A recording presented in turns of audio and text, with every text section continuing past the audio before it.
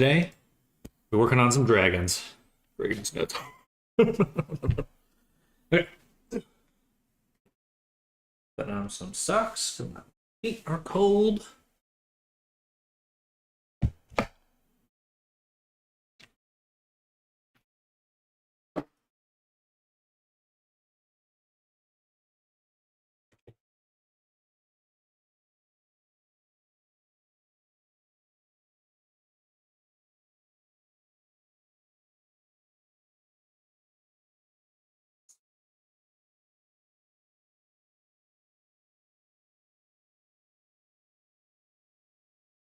Yeah. All right. So Dragon. It's looking pretty good. We've got the clothing basically started, and it's looking good. It's kind of chilly in here. AC. The AC.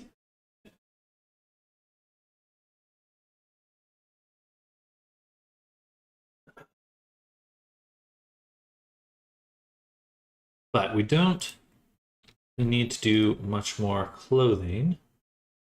We do want to explore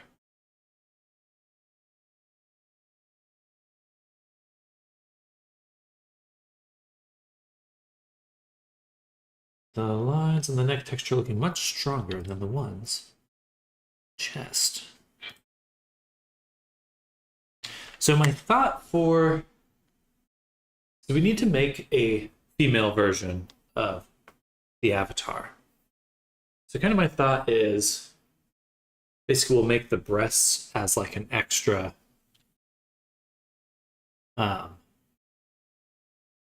object, extra mesh.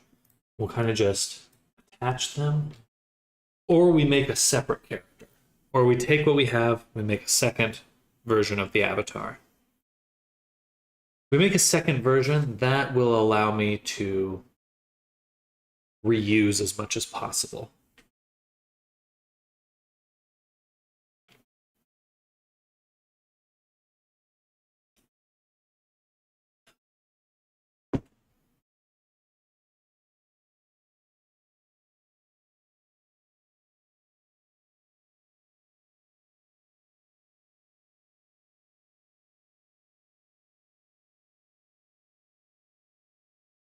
Oh, here, what is that?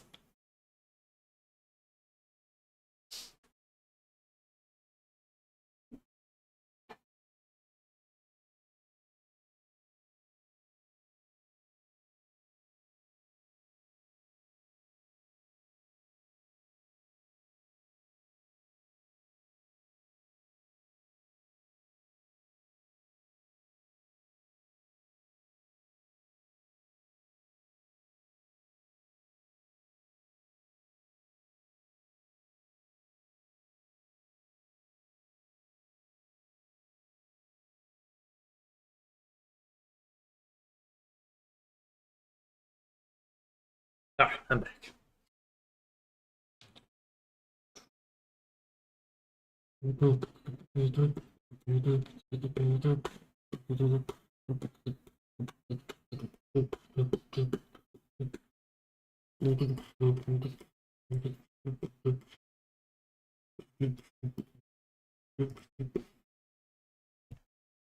Adjusting the frills.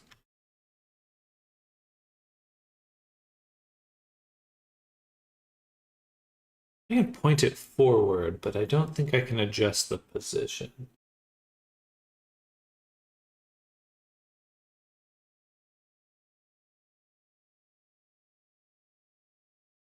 Ooh, man, I'll pop my neck. But I can. I can. All right, so let's focus on the frill texture.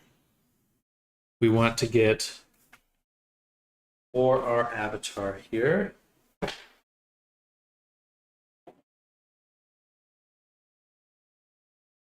Start a list of tasks for silver dragon. Okay, so we need to get the wings done.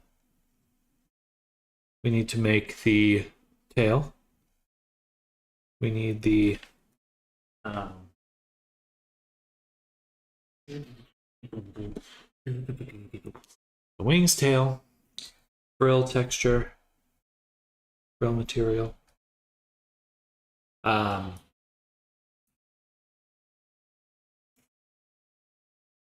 Female version.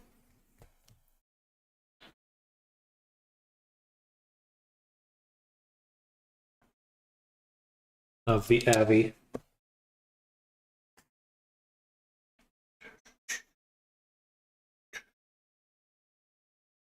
Thinking it, we just put it over. We just put it over the body. Well, we really need to make our breasts for the character. And if we just made another object that went over, that would kind of be somewhat easy. Torso's not really in a good spot for it, though. It gives it this protruding look.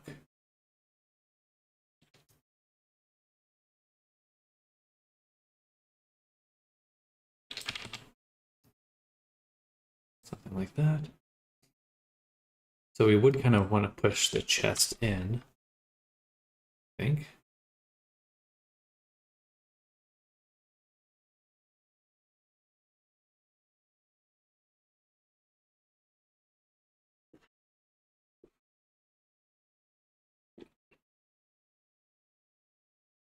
Just make a female version. We can transfer the weights really easily. We can transfer the shape keys really easily. Just making a separate version that's a little disentangled. Not trying to like mix and match different parts. Just have one body for the male, one body for the female. That should be pretty easy. What I want to know is if I can easily transfer materials and substance. That's kind of the main difficulty, is ensuring material transfer. We'll work on the female version a little bit later, but basically we'll just be making a brand new high poly. Yeah, so we're gonna do body, male, high poly, body, low poly. And put these right next to each other. Okay, sorry, I'll be right back. One.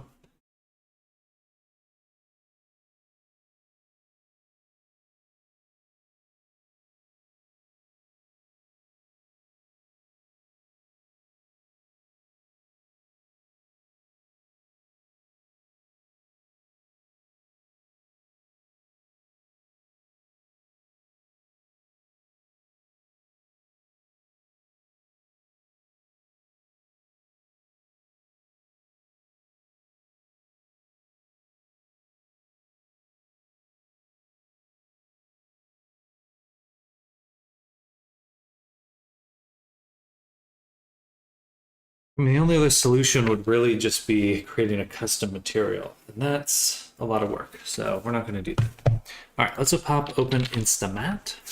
We're going to work on that frill material. I think that'd be a good starting point for today. We're going to work on this character for probably 2 hours, and then we're going to switch over to a few other characters.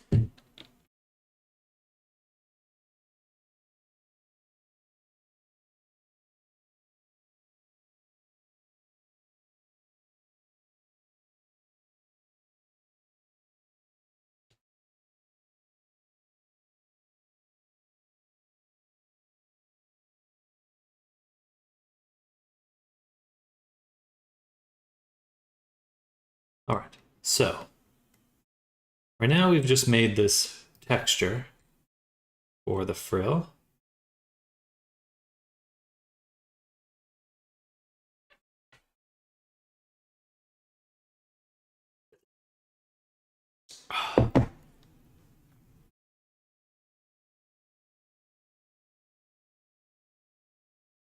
Which is just this base color. Here, solid black. Really want that. They're going to be a silver color. So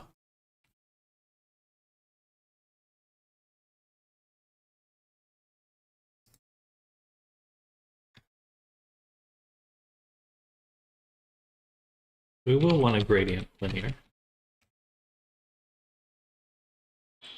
We're going to flip it, I guess. I can just invert this.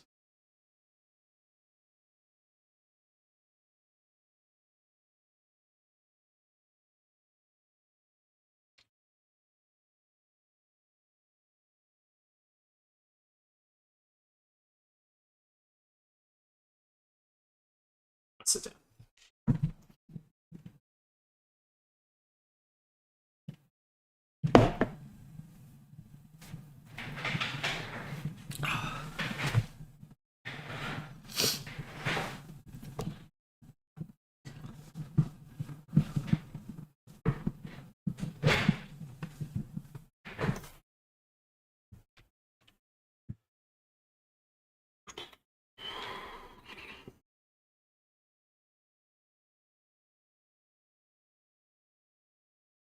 I'm going to put this into a blend. We're going to delete this. We're going to put it here, make this grayscale. And what we'll do is use this to control what colors are blending together, because I don't want a full situation here. All right. Now I think we'll need a few other things. We'll need a ambient occlusion. We're going to need normal.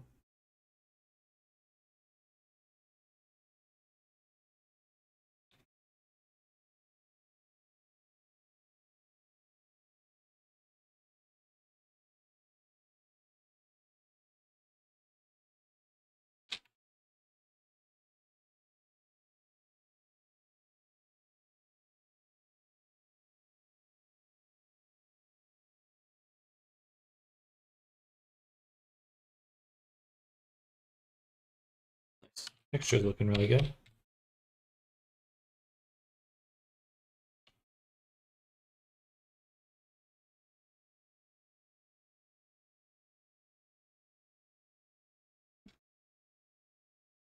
We'll need roughness.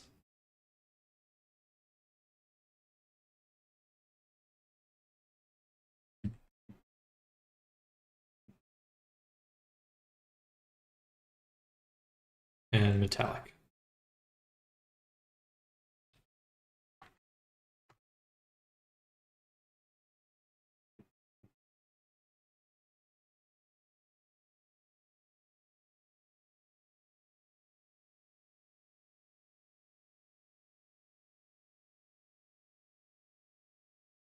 So the ambient occlusion is going to look pretty much like this. I think we do want some sort of noise texture.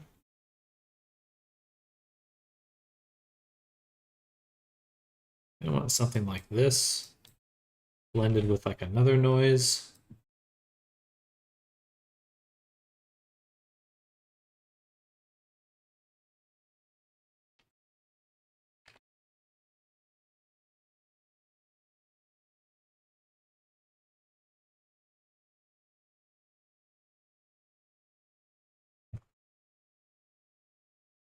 And then bedding height to normal.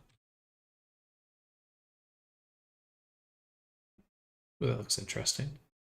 And we'll set that right there. Okay. And we'll probably blend it with the color in just a little bit.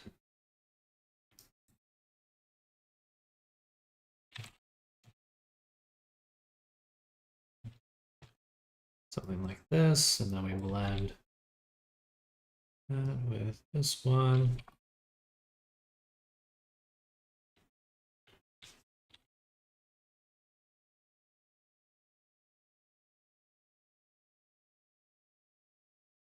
And multiply.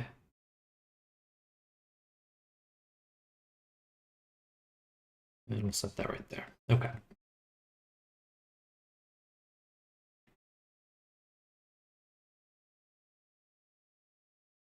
And we'll take this and invert it. That'll be our roughness. And we'll also add a reroute image right now.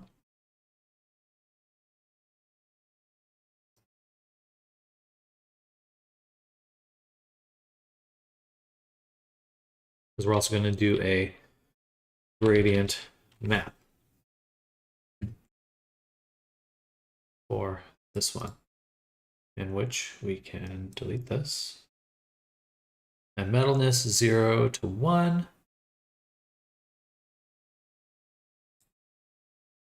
No, actually, we will use this one. Yeah.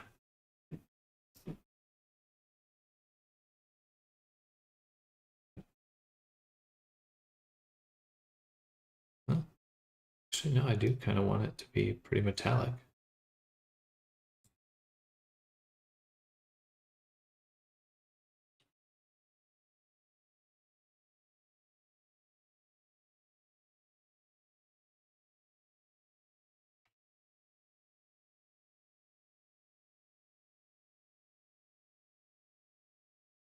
All right, now we'll export these.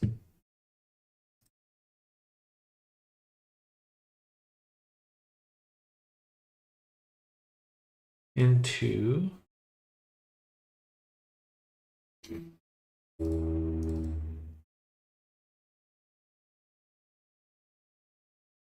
RGBA color mask.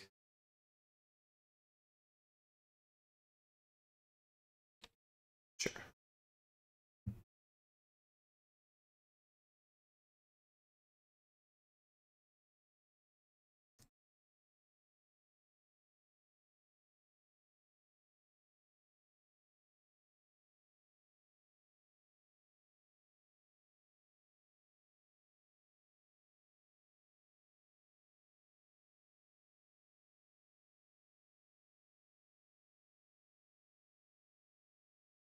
Got our base color there. Got our normal map.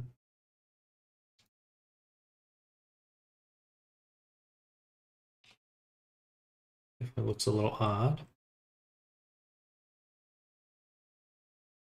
And right, a reflection in specular. So we're going to make a new mask we're going to call Poyoe. And we will want a custom RGBA template in which our roughness and metallic. So our roughness would go, it's a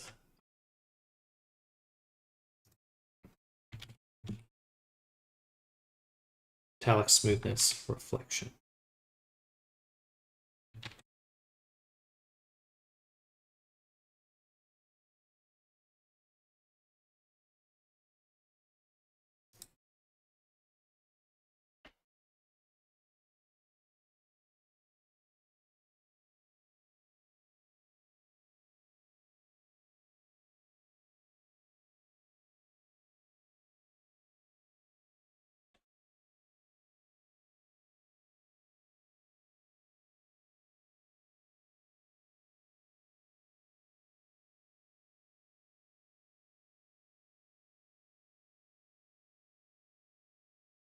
Hello, Foxhound. Welcome. How goes it?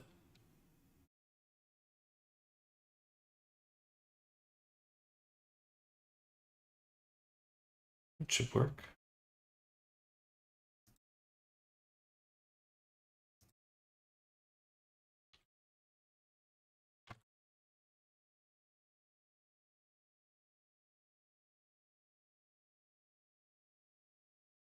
We got an error.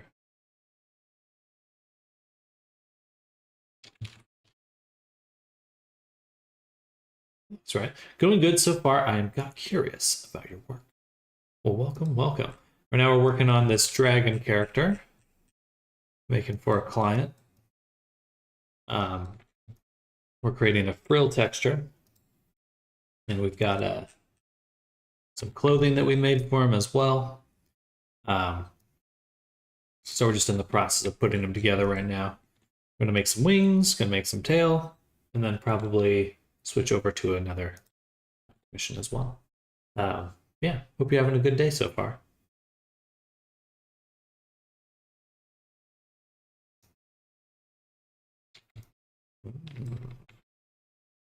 That seems to have worked.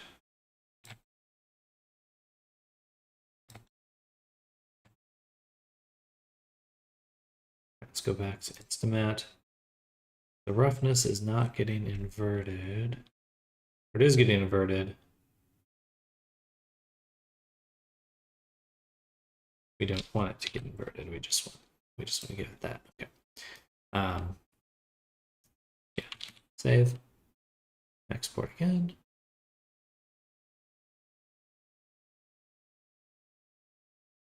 Ugh.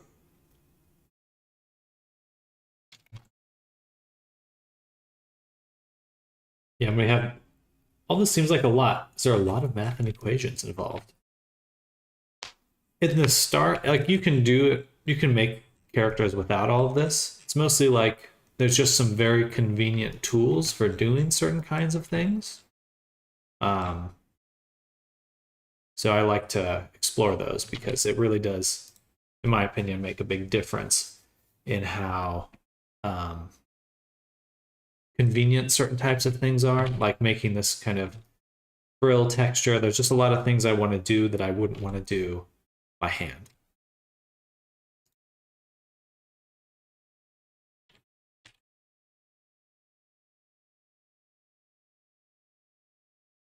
Just because it's a lot of work.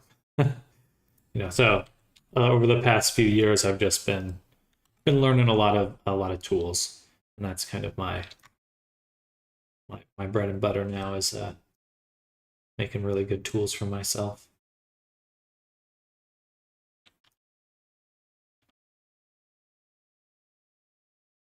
Typically make something like a basic wolf avatar. So from start to finish, like if it really depends on the complexity of the commission. Right, like if I'm not working on anything else, maybe like 1 to 2 weeks for a let's see, opacity mask. Do another blend.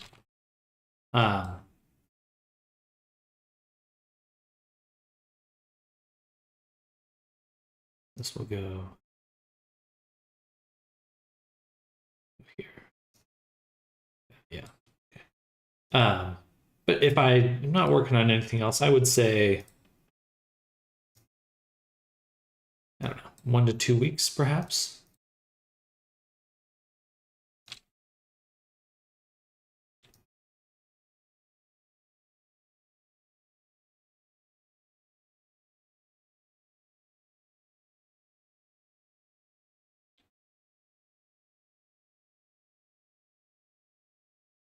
Should be transparent now. Should be a little strip of transparency right there.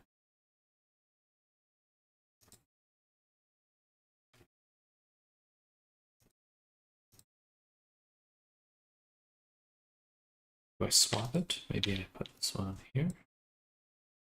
Make this one transparent. There we go. Okay, so we'll do that, and then we'll just flip this. There.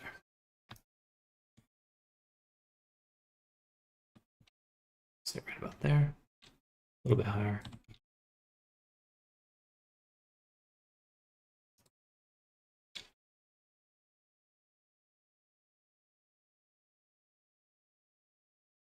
Right, back to here, and then we can switch this to a cutout shader, which is not completely cutting out. We should have, so that means we need to go to Blender. Take the frills.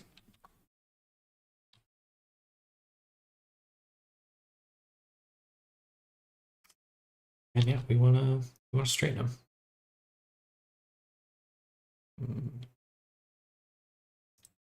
I guess.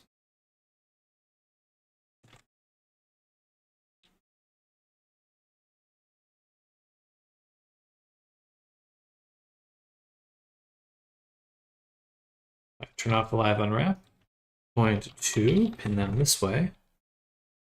And then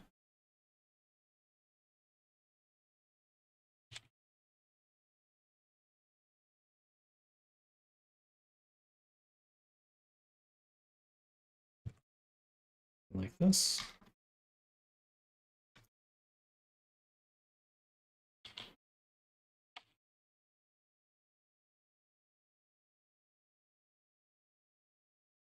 But yeah, in terms of, I hope you can be around when you work on mine, not to look over your shoulder and critique, but more so to watch the process. No, absolutely. I'm very open to that. I personally really love streaming. I think it's a great way to share what I do, and just a lot of fun, to be honest. As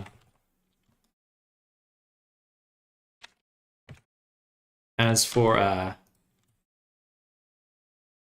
your avatar, yeah, I think we'll be shooting for. I know you're looking to get him sooner, a little sooner. I'm hoping we can get things moving pretty quick. But I'm going to be working with some assistants. I'm actually trying to kind of, so I do a lot of work on stream, but I'm trying now to make a little studio basically. So I'm quite excited about that, but putting a little team together and stuff. So there'll be more and more work that is getting done that won't be necessarily on stream all the time. But certainly once I have some updates, I'll of course be sending some screenshots your way and getting your feedback and stuff like that. Yeah.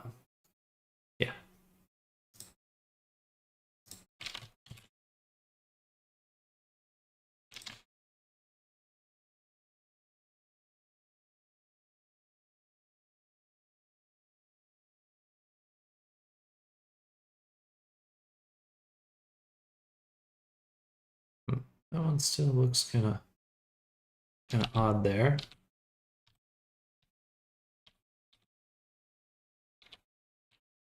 I think I see what's going on now. Then we'll take that, move it up a little bit more. This time we're going to add some stuff to it. We're going to add a warp right here.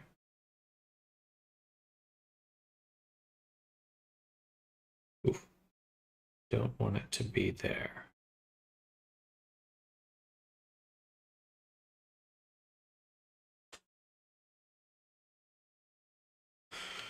How would I avoid that?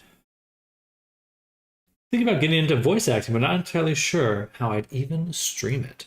I've seen a lot of voice actors do comic dubs online. I'm not sure if you're familiar, but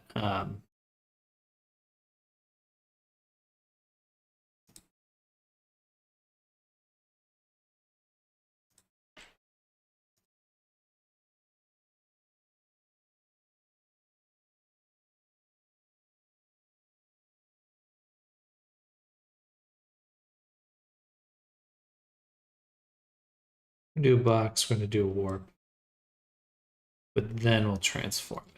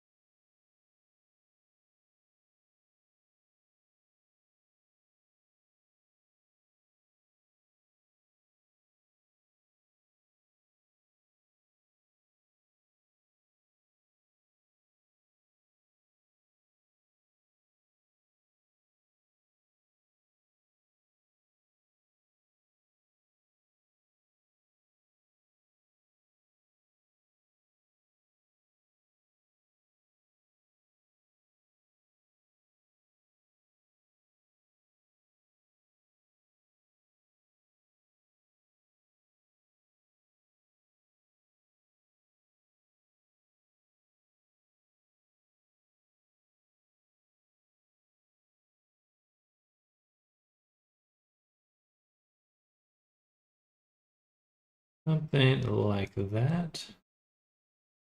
And then we just want to move it up, I think. That's right on the edge. this. How hard is it to create joints? So in terms of just the taking a mesh, making it move, not terribly difficult. You could follow a tutorial and probably get one done in like an hour. But a lot of the difficulty comes from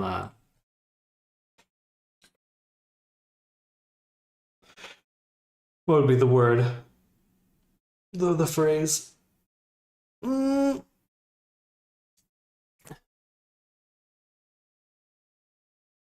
From just making it look correct. So you can, it's not too hard to get things to move, but to get things to move in a way that feels correct and looks good, that takes a bit more time.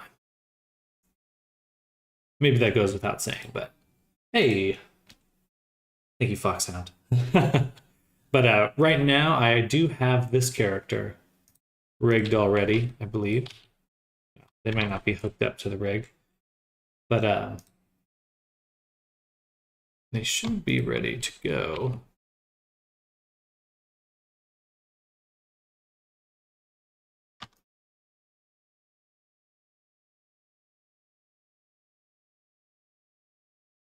Yeah, so this guy's getting there. Getting there. There's more work to do, a lot of changes to be made and a lot of fixes to be had. We're making some solid progress on this character. I think we'll have him done by the end of this week. And he's going to have some variations and stuff, so I'm quite excited about that.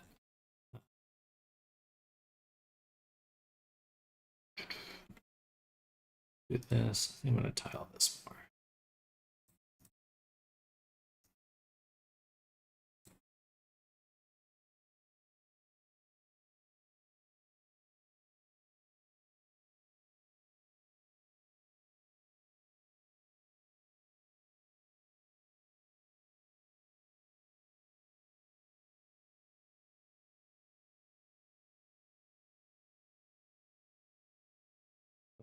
That.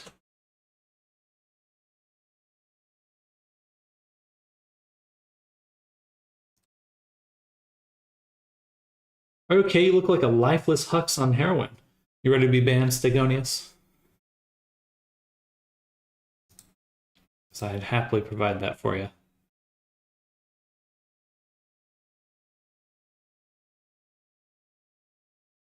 Now, let's see, we've got this little edge. I think we need to tile it more on the side.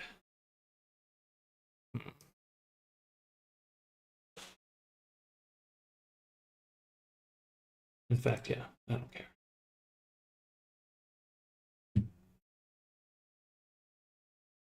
Bye-bye.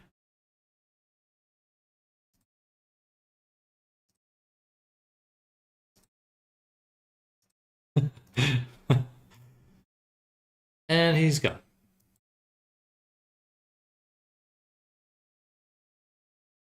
And so we're going to want to make a little edge now here on the top, just to kind of give it something where it looks like it's catching the light. So in order to do that, well, first we're going to take our little ridge that we're making, and we want to blur it.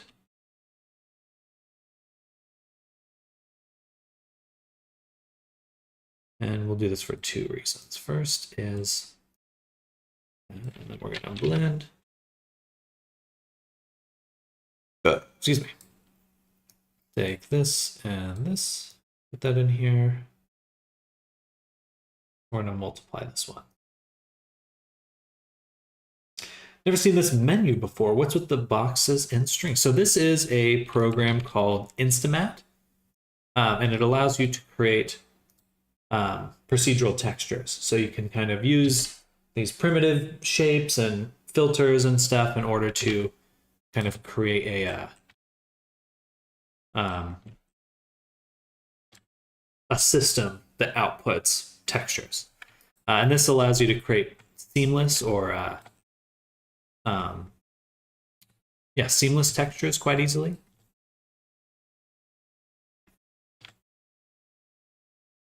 I'd actually make that a little lighter. For now, we'll go with that. And our normal.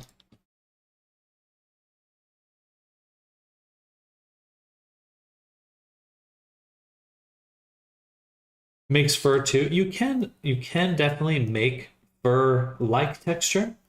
Looks amazing and complex. Thank you, Pop Rocky. Welcome, welcome. But there's actually some really cool shaders for fur in Unity. It's a little different than what I'm doing here, but in Unity, you can actually utilize these shaders that actually do give you fur strands, basically. Very literally give you fur strands. So pretty cool stuff. It's definitely a bit, it's not a bit more work, but it's an interesting effect. Not always what you're looking for, but sometimes it feels a little odd, but it's pretty cool. Hope you're doing good. Thank you. I am doing good. But for what we're making here, it would just exist on the surface. It might give it some depth, but not quite like real fur. Fur is an interesting little challenge.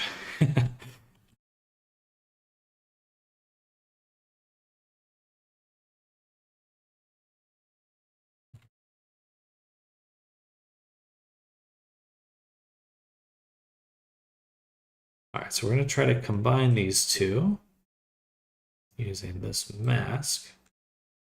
Actually, maybe this mask. And let's flip them here and here. Now we should have a little ridge on the top. Let me take that back. Oh, so this here, the mask.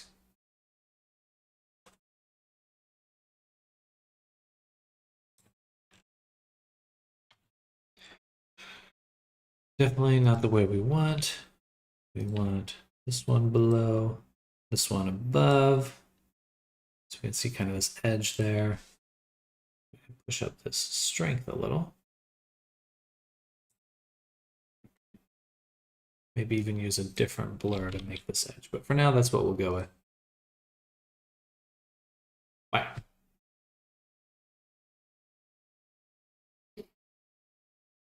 Yeah, if you're new here, Pop, we make a VR chat avatars. That's our main business here. We should see some sort of edge. Maybe I have to adjust the cutoff.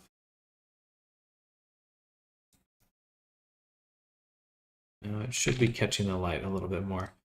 Oh, it's because I didn't plug it in. That would do it. Lol.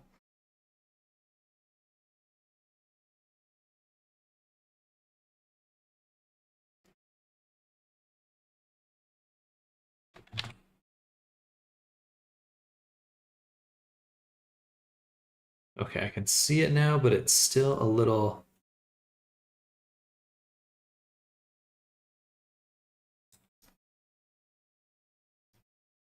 far. It's not catching enough, or it's not down enough? I don't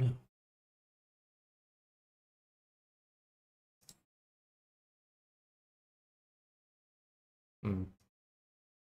I guess I could...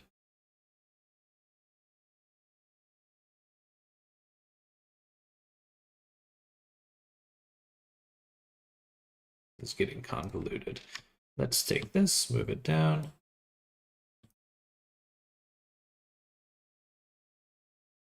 That's definitely the issue with these kinds of programs, just... Seen a lot about VR chat, but never played it. I was just looking through to see what there was and found your stream. I wonder how complex it must be to create an avatar. There's definitely a spectrum of complexity in terms of what you're looking for. But I do love VR chat and other social VR games like Resonite. I think there's not many games that really allow you to be so custom and creative with it, which I love and cherish. Hey there, Pop. Thank you for the follow. Super appreciated.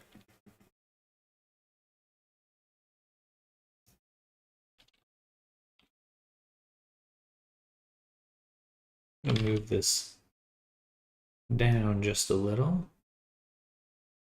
and then blur it.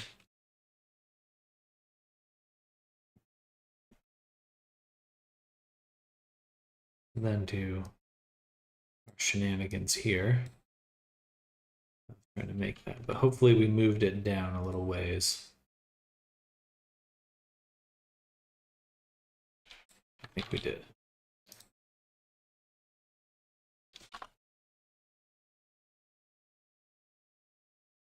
But yeah, it's an interesting space because you can really do so many different things, so many different looks and styles of avatars. You know, everything's very much it's very inventive. You know, there's not many spaces on the internet that I feel are like this. I really do. Move it up just a tad, just to ensure things are working, and down a little bit more. This does take a lot of back and forth, though.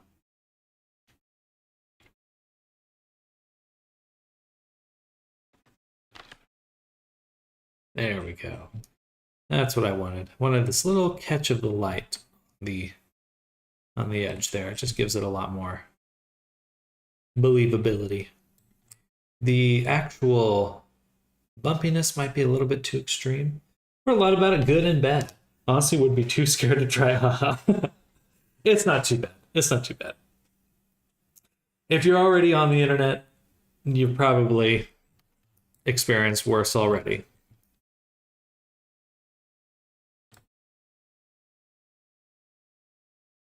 I do think it gets a bad rap, but some of it's deserved, some of it not so much.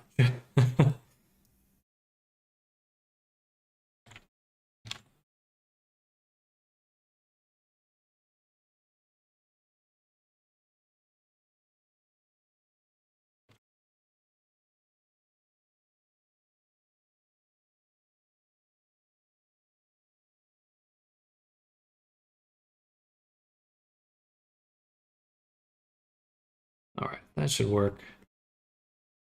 Now we do want just a little bit less warp. I'm gonna delete this one actually, and we're just gonna do just the one layer of warp.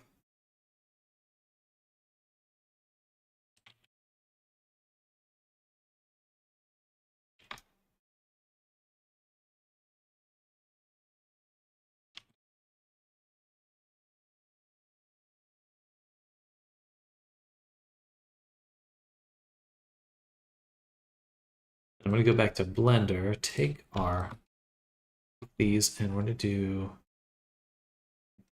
I'm going to scale them up. I don't think they're as long as they should be. Maybe something like that. Hello, Arctic. Good morning. We're working on our dragon again. Oh yeah, that looks pretty interesting. I do think that blur is a little too low and not sharp enough. It ain't sharp enough. Right here, we'll do a blur of 5%. Just enough to give it an edge.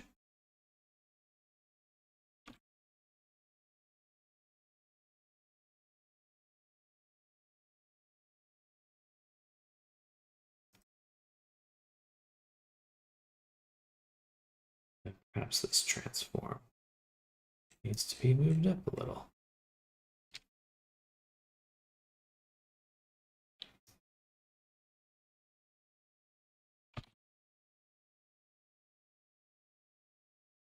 Got my Mimic to only chase the player when you click the lid, and when you go out of aggro range, it walks back to its origin point and resets the rotation. Hey, that's awesome. Let's go Arctic. Kicking butt. Oh yeah, there we go. Look at that ridge. Look at that ridge.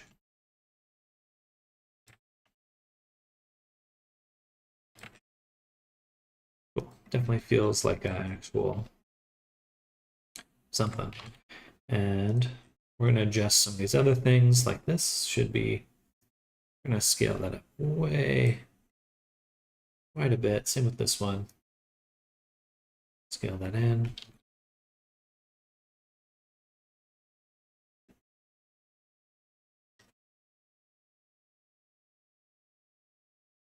Might actually use this one as the height to normal.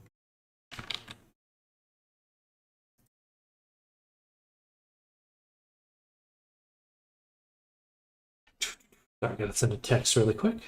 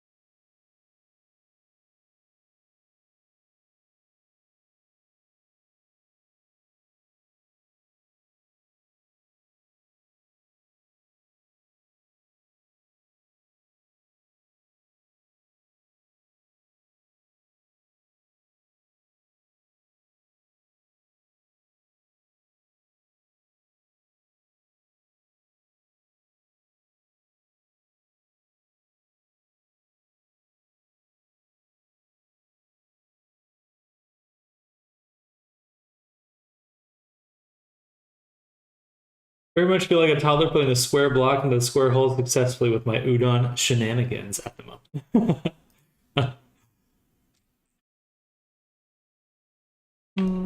That looks a little too craggy. Craggy. Craggy. So let's turn down the intensity here. You know what? Turn down the intensity, and I think we'll also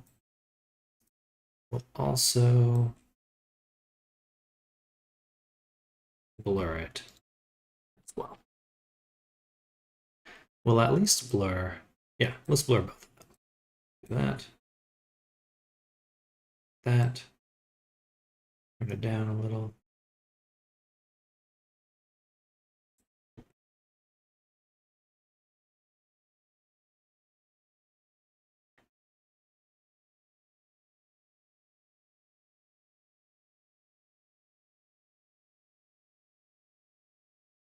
I love that freaking TikTok of the game designer watching people put the the peg into the. I don't know if you've seen that, but so it's very funny.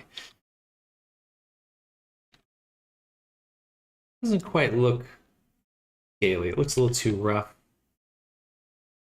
I want some texture on it, but I think this is a little too strong. So let's smooth it even more. Something like that. You know what? Can I preview all this? Where's my preview cube? Show me the preview cube. There's too much back and forth right now.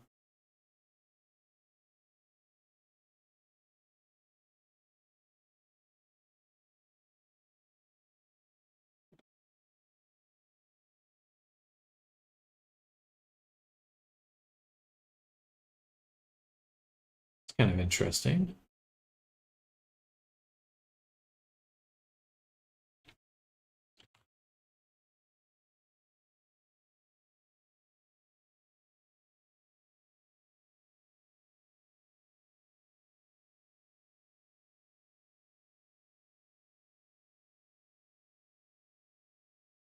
I think we're gonna do it the other way around though. We're gonna blur the aniso right here.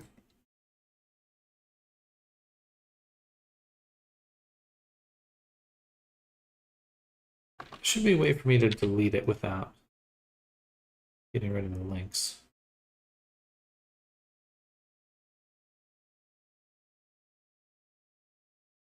And then these ones will just very softly fade out. So we get them a little bit. Yeah.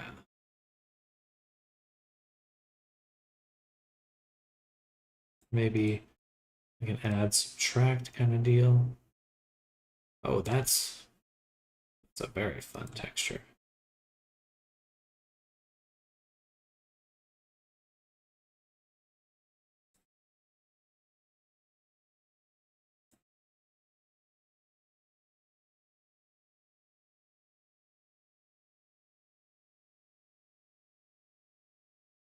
Okay. And then for our texture, we really should be swapping out our, delete these ones.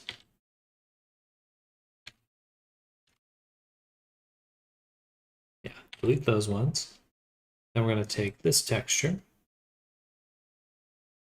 here, blend it, use that multiply.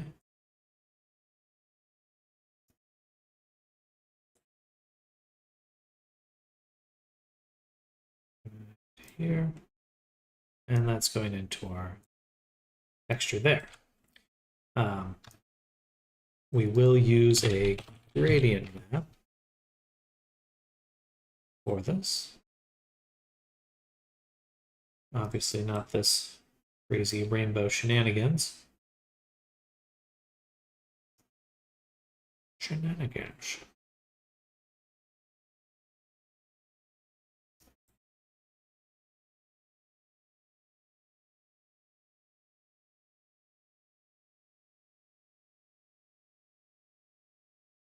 Hmm.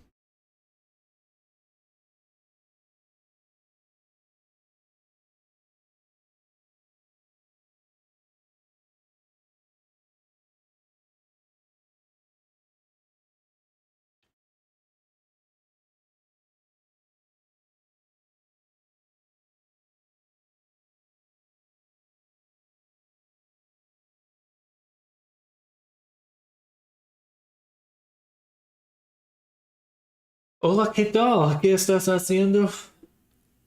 Estoy. Hmm. I don't know how to say it, but dragon.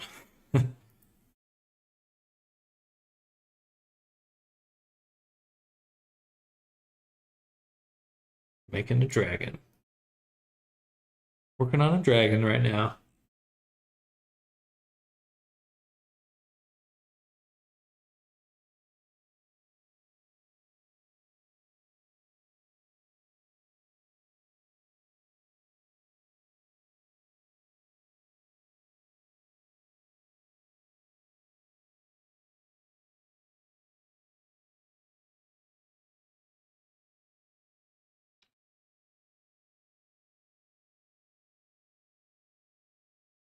Ooh, that looks cool.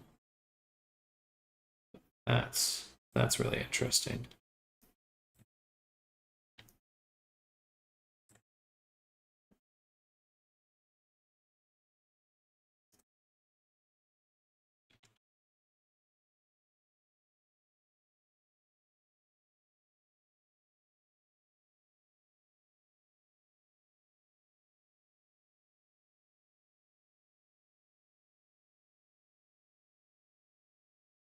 Cool.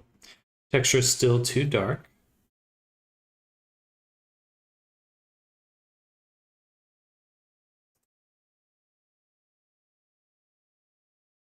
Meant to be a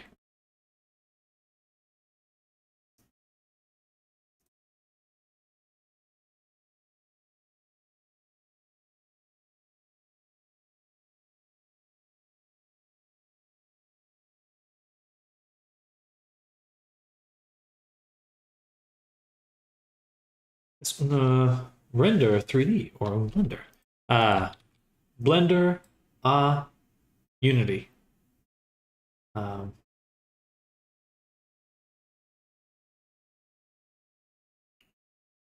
into my lights. Ah, Jesus.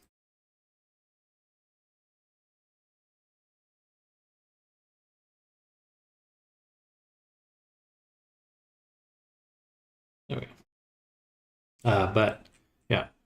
Um,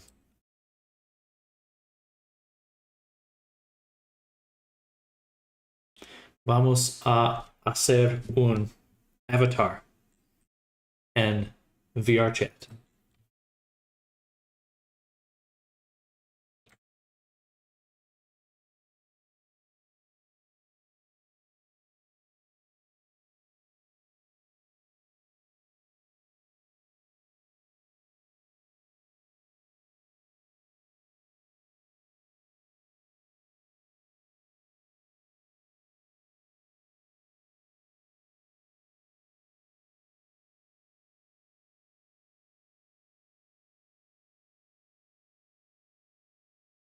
And I think I want still a little strong here. So on this blend, we're going to turn it down.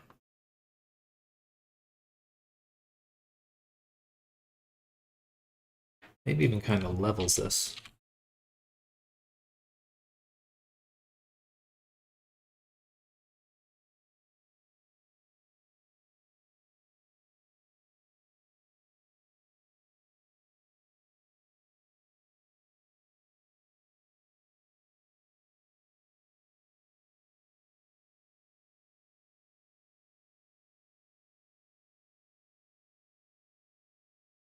Right.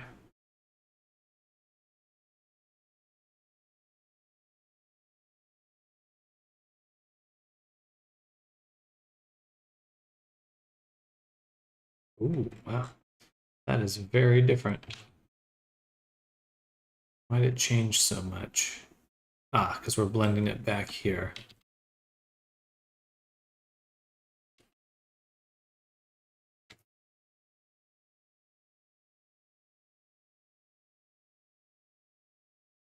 I think I like this look. Little kind of pockmarked deal. Pretty cool to me. I think we'll add one more blend to it.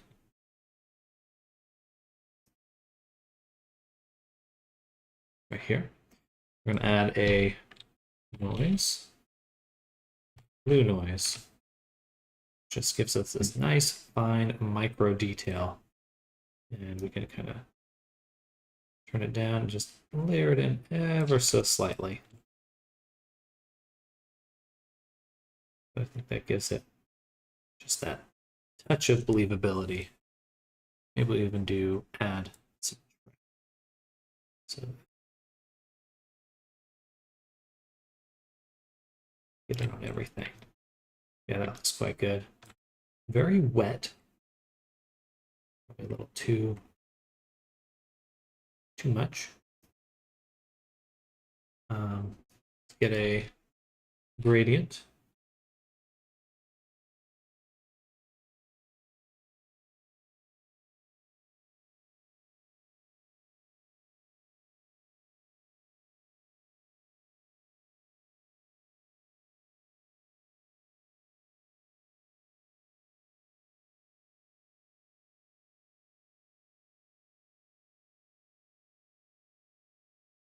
Looks pretty good. For the metalness, we want it way more metallic.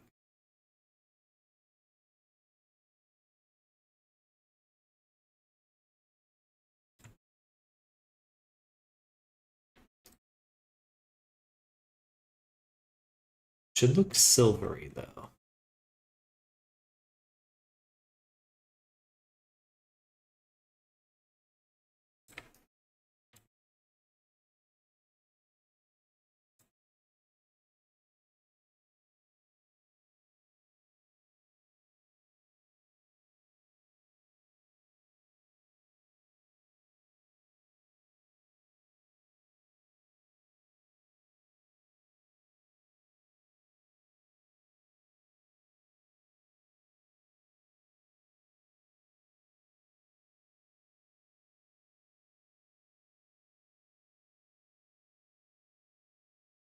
Ooh, that's kind of cool.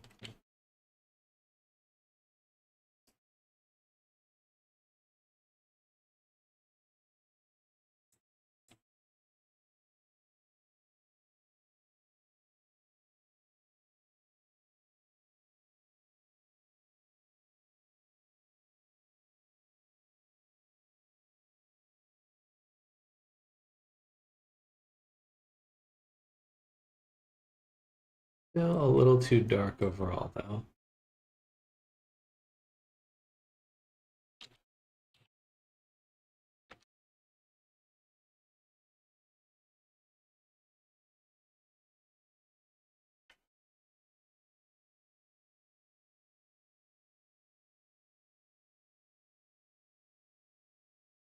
Right about there, and we'll just make it.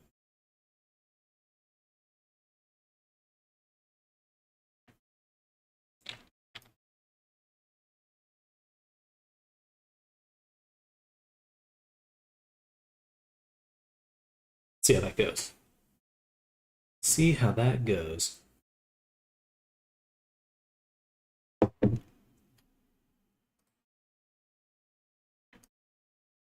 Not that great. All right. Where'd my alpha cutoff go?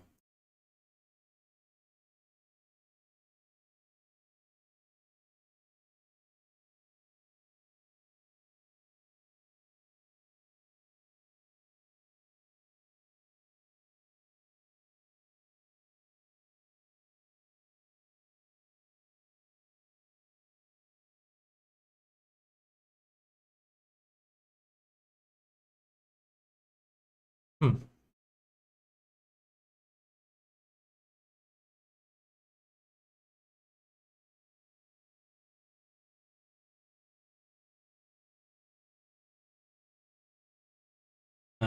Well, that's fine. Let's do another blend at the very end. Another blend at the very end of here.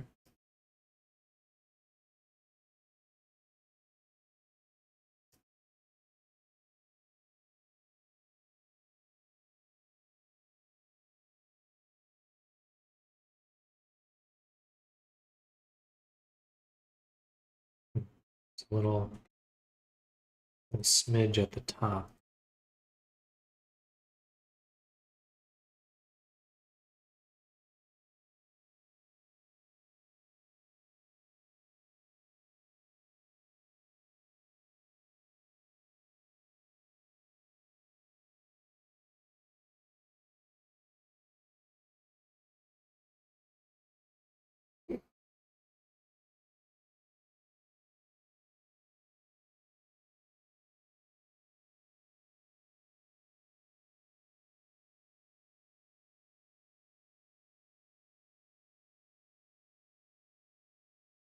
This little something on the edge. A little something, something.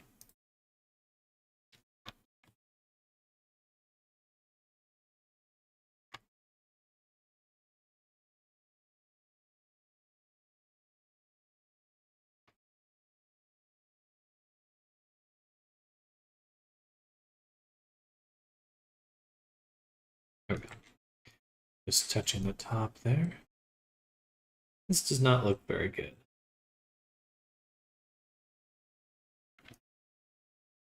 It's mostly the color that looks bad. I think I like the bumpiness, but quite a bit. The color is bad. So let's go ahead and go here, delete. We'll do one more gradient map.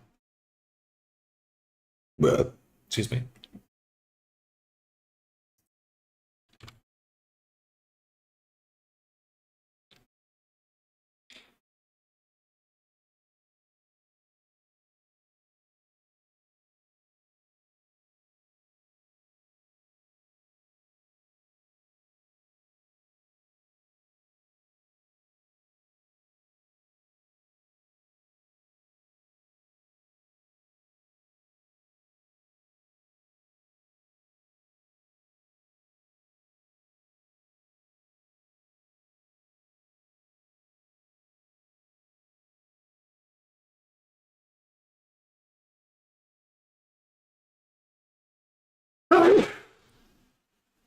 Excuse me.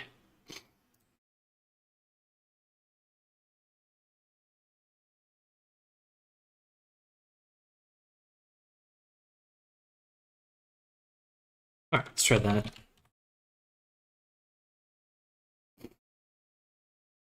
We can also add a matte cap, and that will look quite nice. Okay, yeah, that looks better.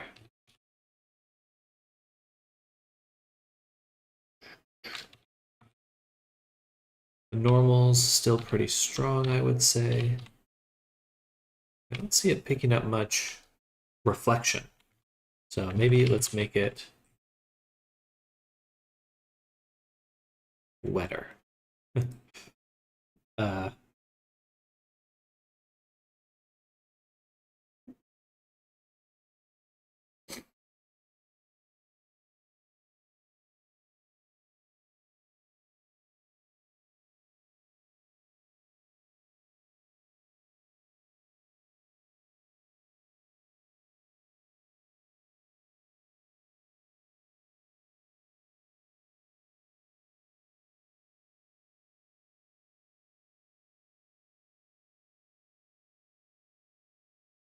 a little confusing, but it's going to be the opposite in Unity.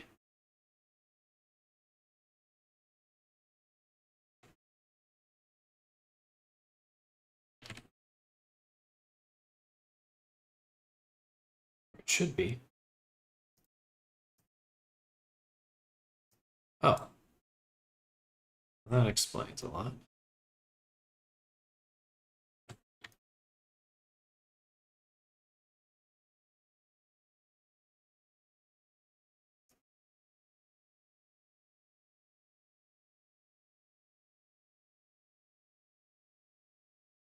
All right, now they look way too intense. But that's good.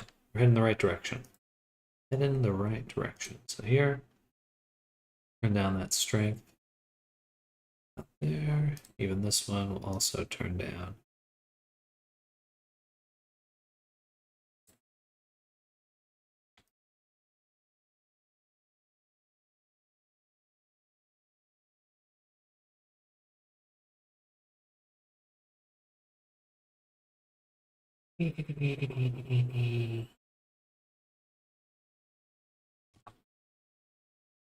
Still quite strong here.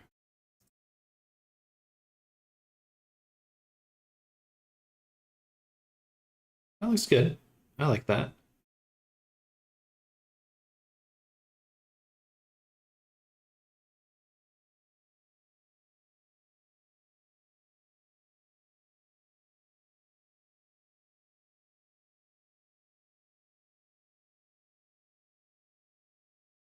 So for metallic, I will use this one as well.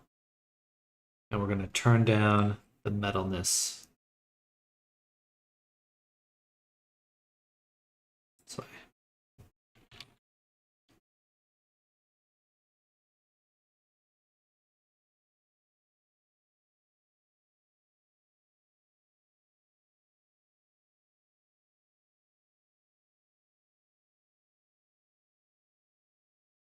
cool. Okay, I think that looks good.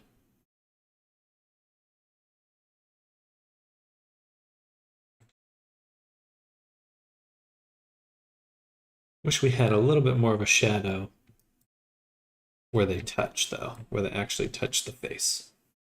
That would look really nice. And the body. Because right now they look a little separate, a little floaty. We don't want that. No, sirree.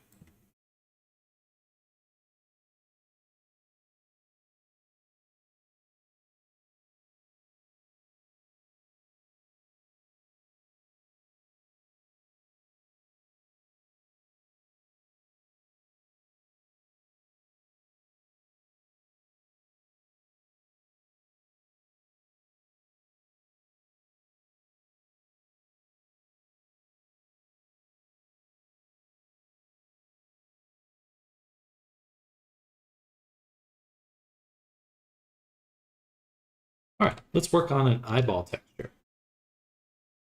We'll save that. And we can go ahead and close this, and then we'll do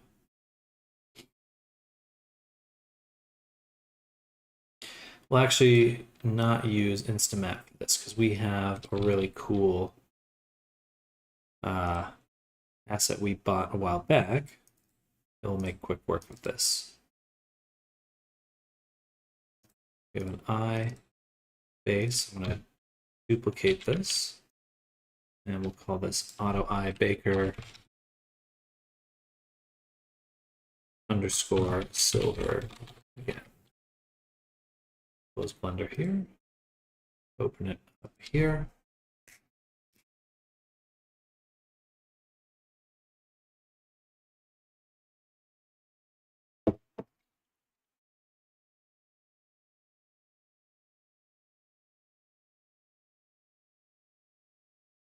This is a tool to make eyeballs.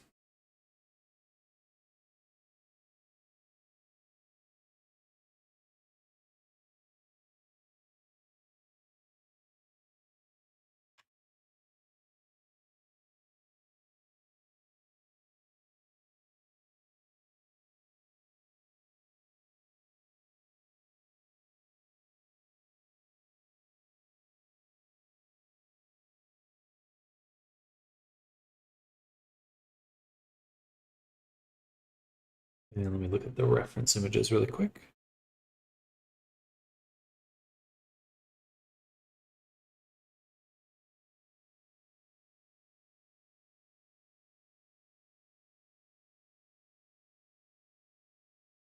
They have like a dark back iris and then like a frosty silver. Okay.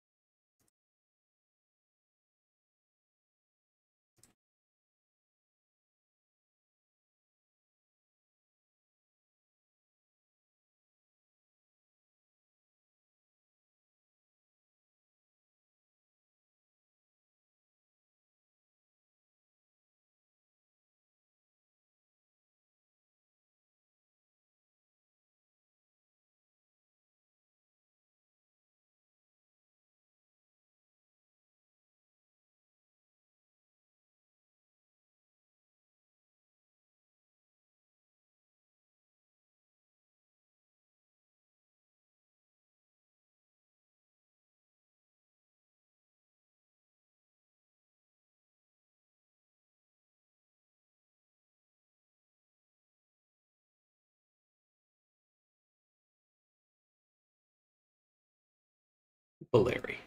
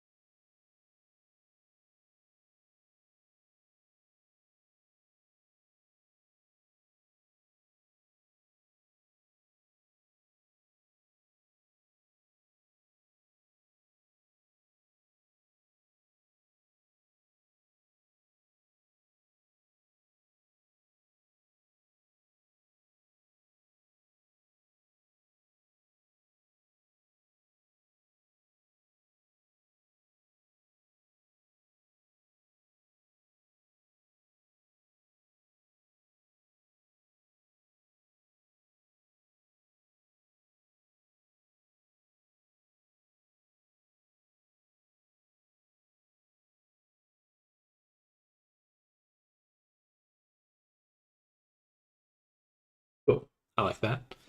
Now we're going to, I believe if I just render this out, it works. So we'll save that. We'll do change our export location to right here.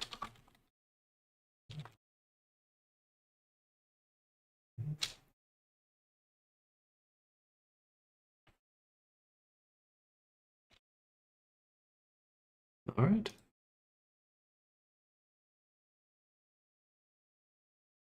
And I'm just going to go to animation, make sure we're only rendering one frame. Back to layout, save. And render.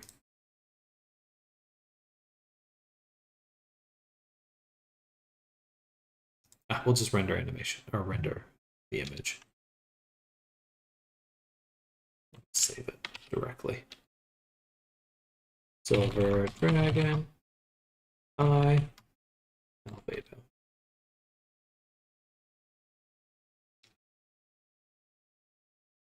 Now here, we go to the eye and create that material right now.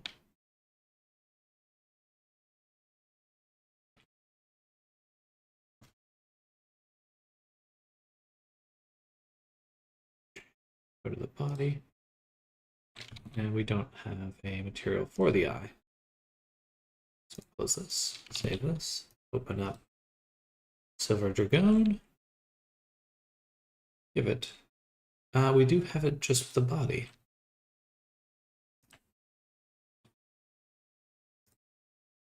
That's fine. So then we'll take the eye, put it in the body. And in here, we want to create a decal. Let me go back to substance really quick.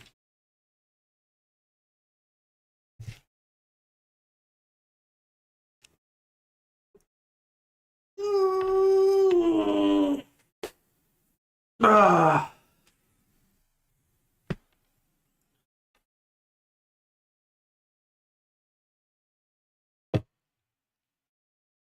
Ooh. I'm going to go back to the frill and look, it has these little spikes right here. Those will be super fun to add. Yeah.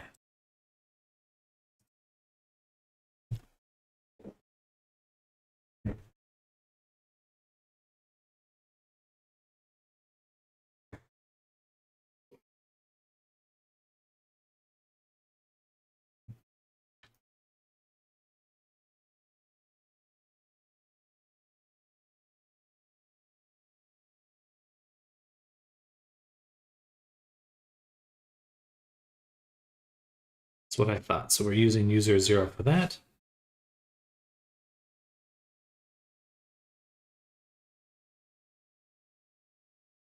And we'll need a second mask.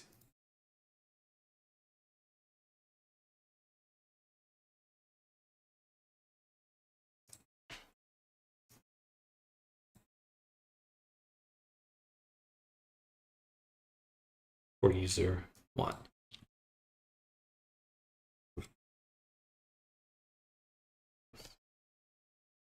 Come on, come on.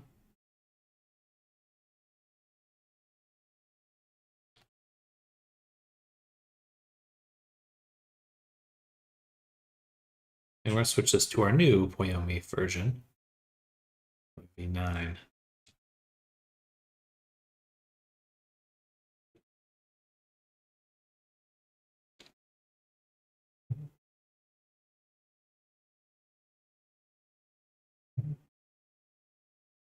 It loads.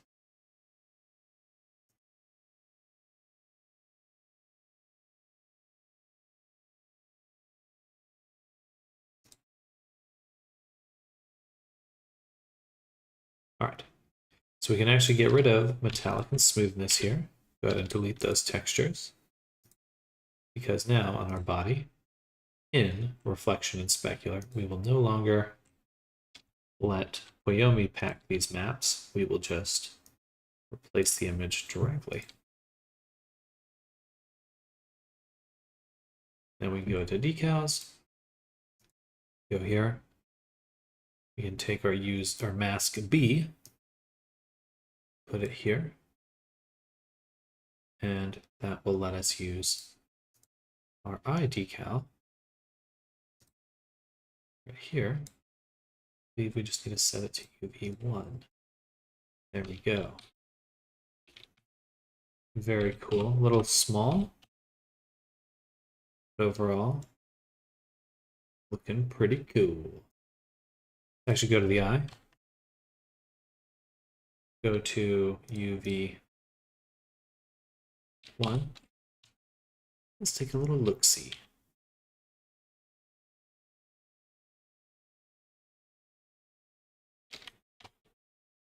That should be fine.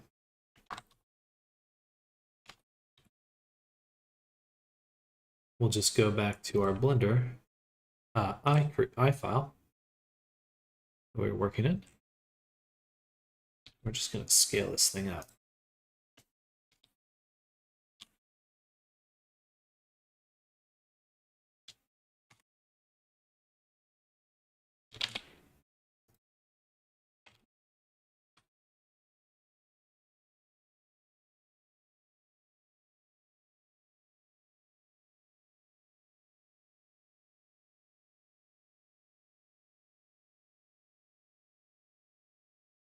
Interesting.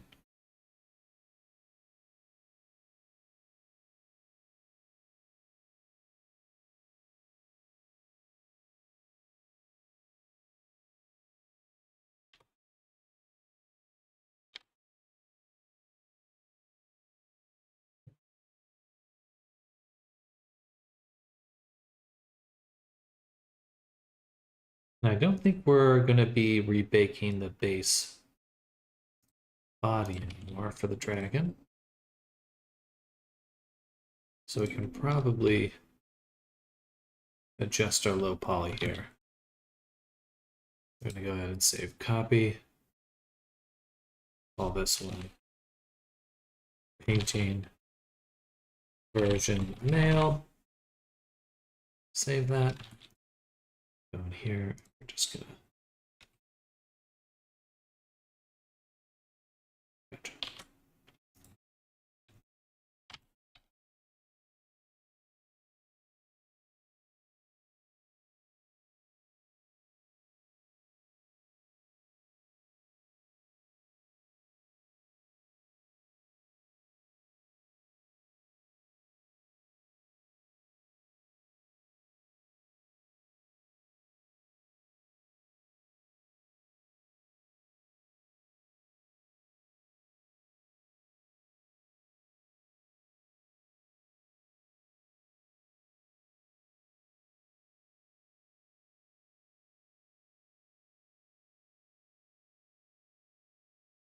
all right, that looks fucking awesome.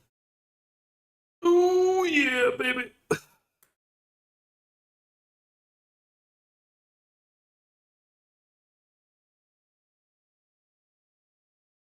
All right, and the fun part about Wyoming is that the decals offer a lot of options, including the ability to shift the color. But if we do that, we would actually need to add color to it.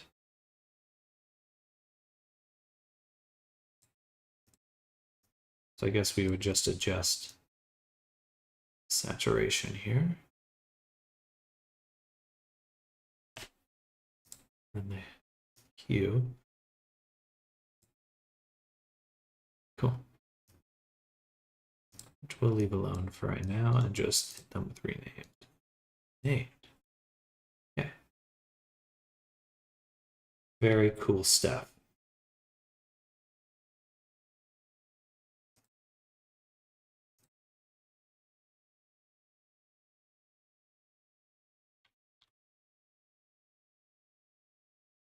Now, this isn't an ideal way to do this, but one more thing I want to do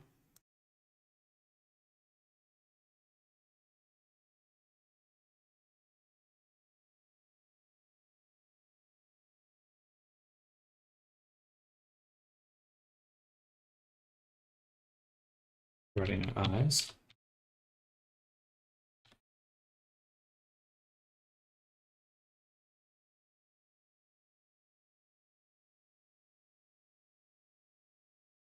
So I don't need this. I do want this. I'm going to open up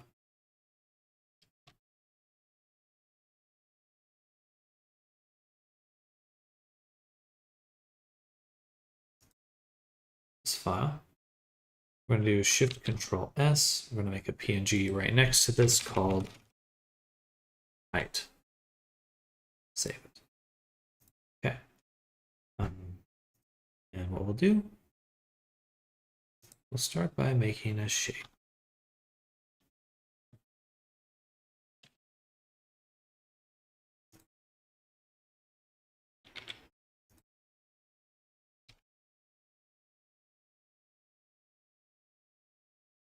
Down the opacity a little, and then just move it into position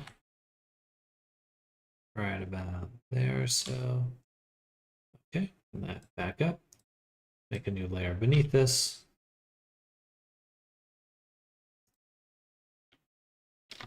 And we can actually invert these because we want the background to be white and the middle to be black. Okay. Save. We won't save just yet. Then we're going to duplicate our eye. We're going to filter blur it a lot, as much as we possibly can. We're actually going to just do that again and again.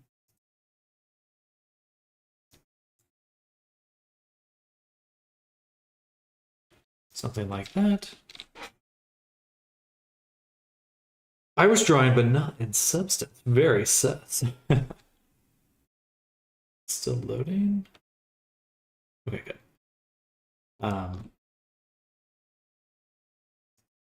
Invert our selection. Delete it. And turn this back on. That's pretty good right there. This is kind of what we're looking for.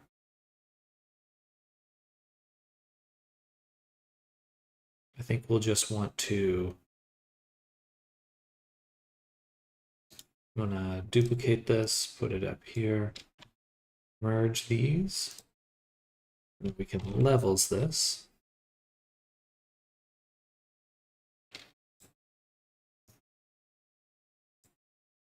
So I want to have the edge be a little white.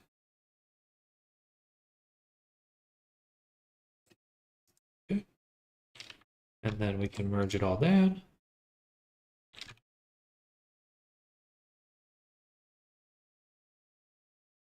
Save.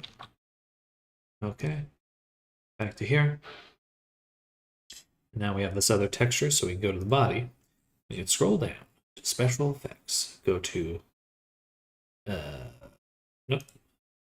UV effects. Parallax height mapping. And we're going to say this is applies to UV1 and it uses a height map on UV1. And this is the height map here.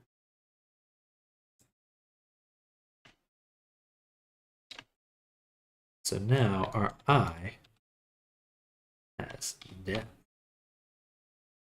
Or it should if I can fucking click it.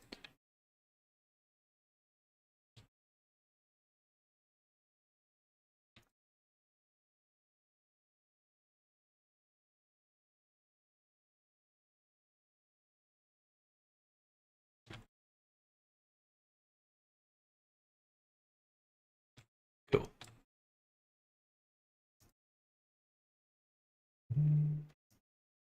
Might be a little bit hard to see, but we are pushing this in.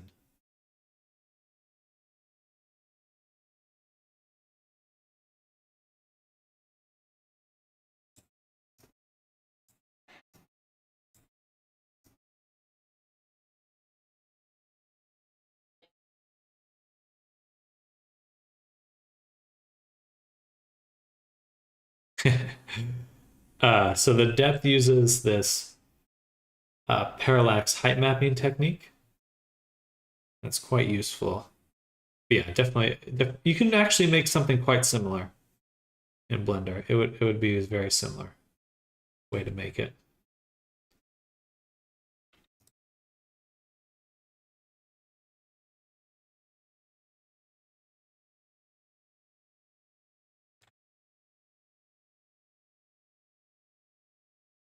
Cool. That looks dope.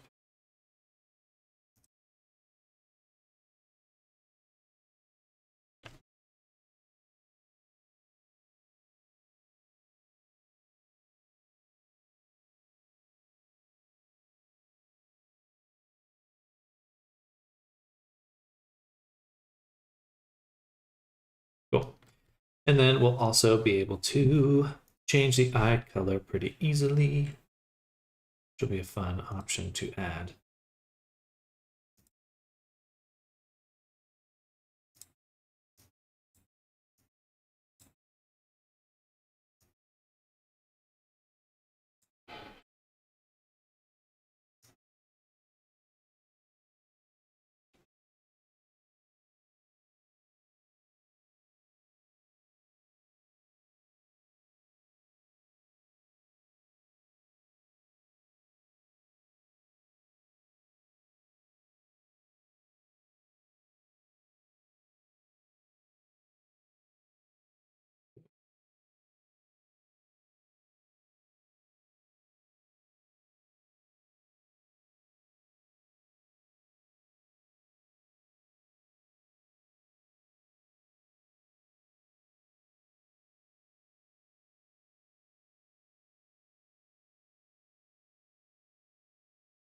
Why is that moving?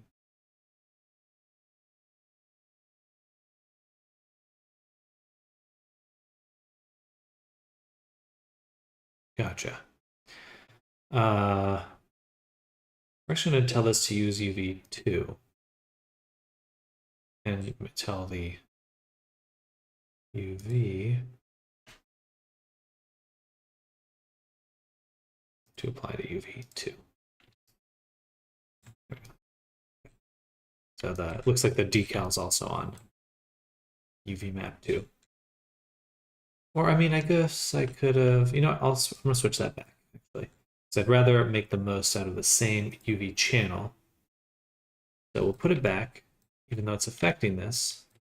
And then we'll just give it the same decal mask that we used here. So we can just mask it out.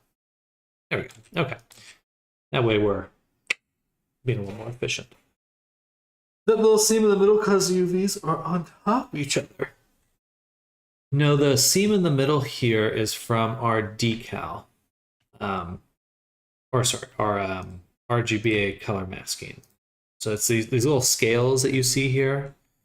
Like, these are quite detailed that's more, we're layering these in with the material. As you can see, they have a level of detail that's beyond pixels, standard pixels. But their UVs aren't perfect, so I'll either make a second set of UVs for the body, which I don't think I will. I quite like it. I'm probably just going to mask it out, paint out the mask on the nose. Which I'll do right now.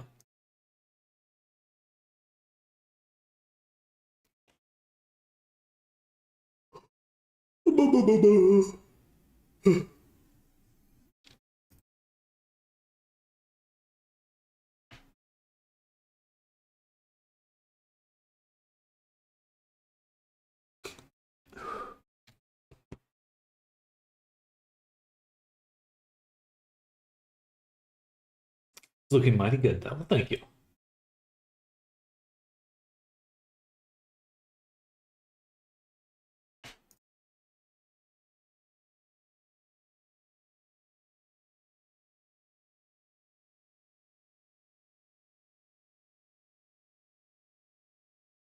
Remember, this client is asking for different heads for this model, maybe a way to flip between them. They're looking for a few ways to customize the model. And so there's a few things we might do.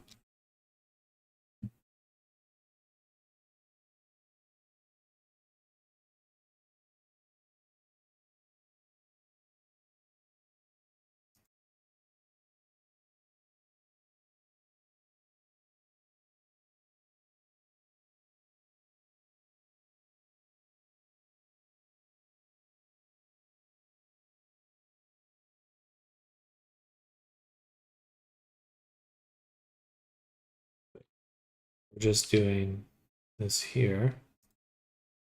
Then I'll just add a color selection for this and set it to multiply or subtract. There we go.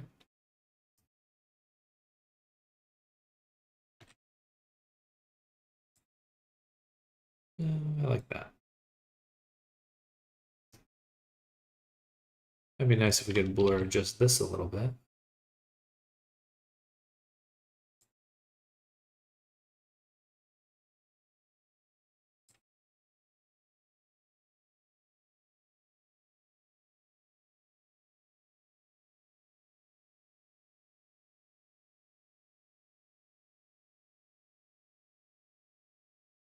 So there's we won't be doing like a completely different head, but we might add a few sliders to adjust just certain aspects about it.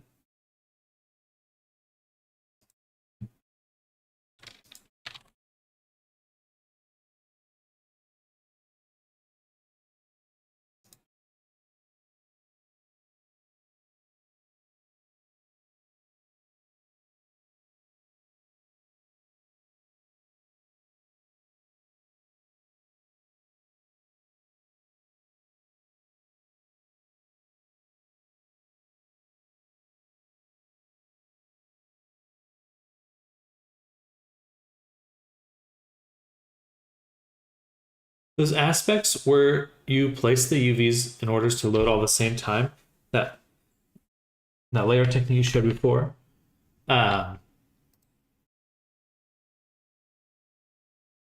I'm sorry, what's your question?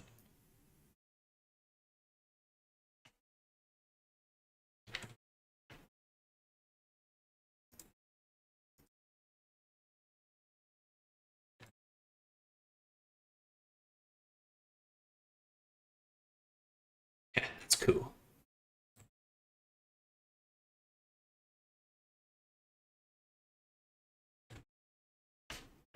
Oh, so for those, we'll use shape keys mostly to actually create body variations and things like that.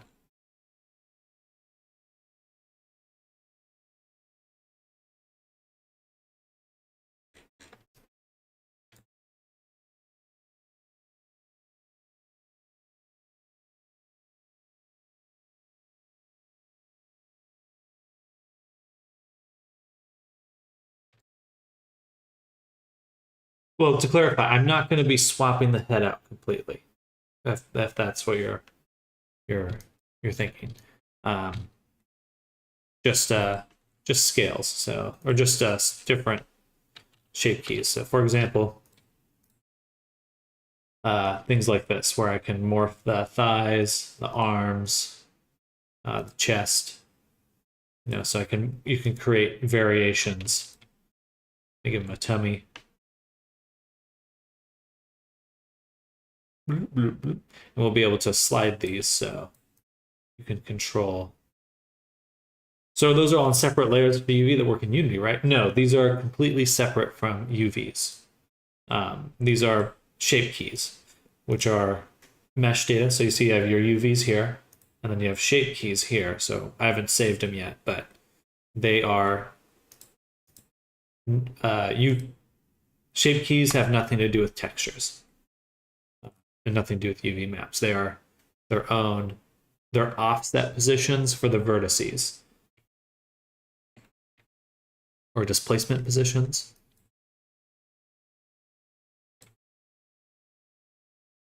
So I'm going to copy this, delete it, go back to flip flat, and I think I was right to do this on its own layer.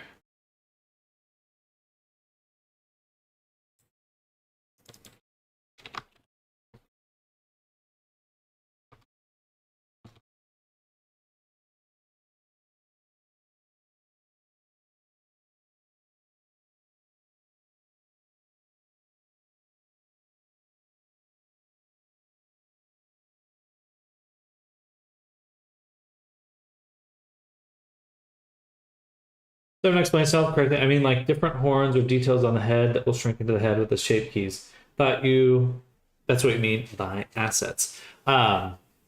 With things like VRC Fury, I may not need to hide things inside the body like you're describing. It'll mostly be stuff you set up before you upload. So it'll be a bit more like a character creator, less of a hack, I suppose. Maybe that's not the right phrase, but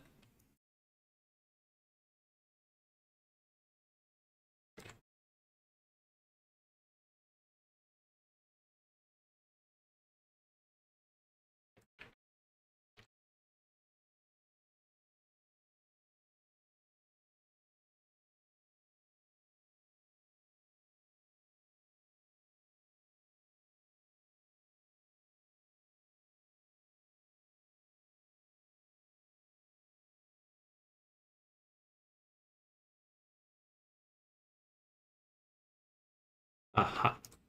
This is the rostral scale right here.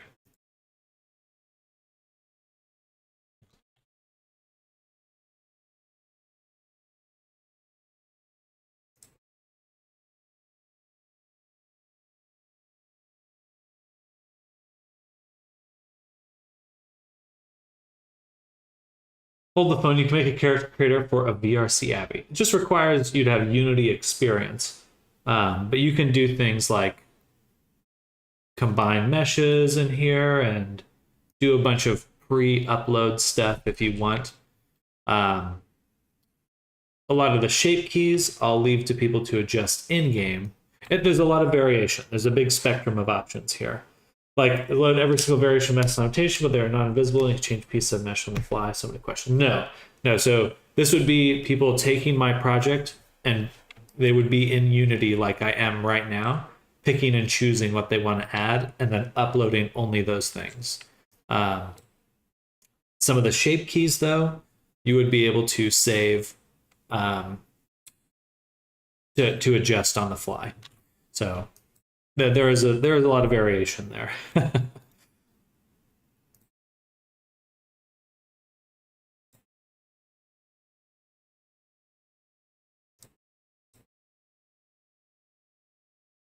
I should have done.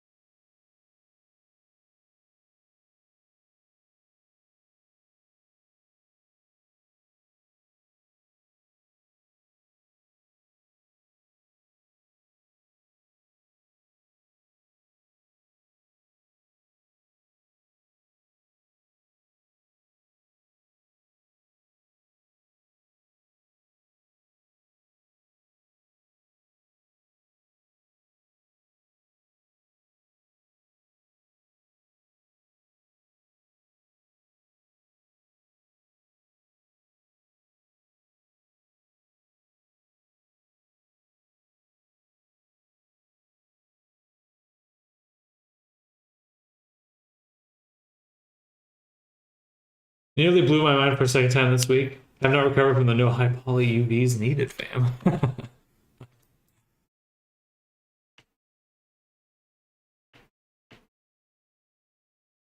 Hey, it's just purples. Thank you for the follow. Welcome. Welcome to the stream. We're working on a dragon right now. Getting some details made. Well, thank you. Hope you're having a good day.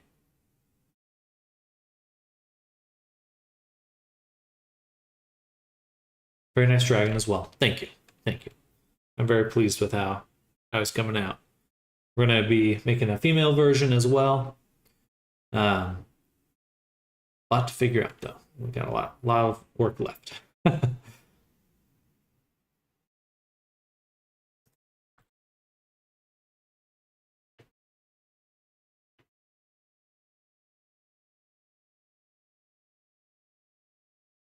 Cool.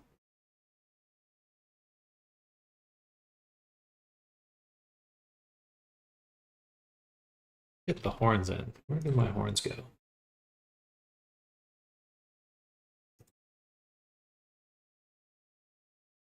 Where do I sell my items? Oh, I appreciate you asking. So I do have a Gumroad. It's just I believe it's linked below on my Twitch. There should be a Gumroad below. But yeah, I'll drop a link as well. Right now, I don't have too many avatars for sale, but there certainly are a lot of free props and things like that. But there's more to come. More to come. We're really getting a lot of irons in the fire, so to speak, right now.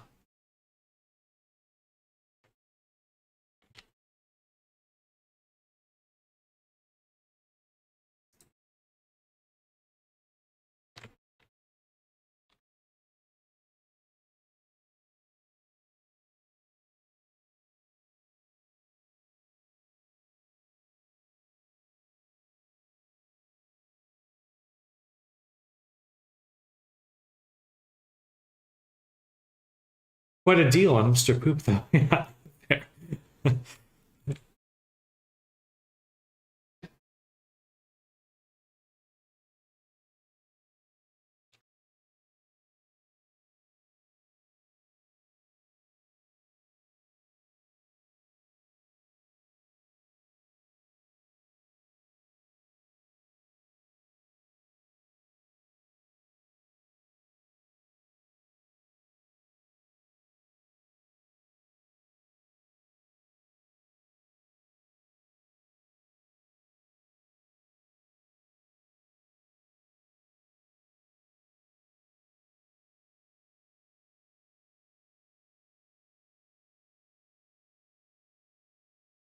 Mainly concentrate on VR chat and Unity. Correct. It's been a great space to kind of build my career, really. I started working in the space about 4 years ago, and it's kind of taken off. And I think in VR chat, there's probably a lot of opportunities that yet remain. I'm excited to explore them.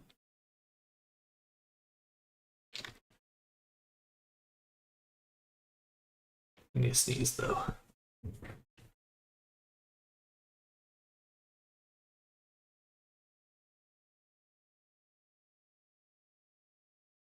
Maybe not.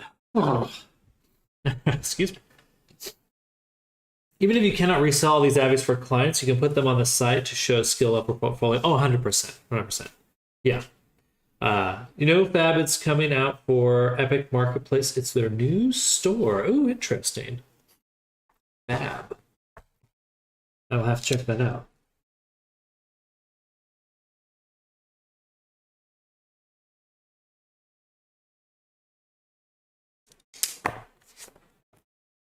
I have sold an avatar too that did end up in someone's Unreal project. It's that merchant character. He ended up in a few other, in a Unity, in a Fortnite Unreal game, I think. I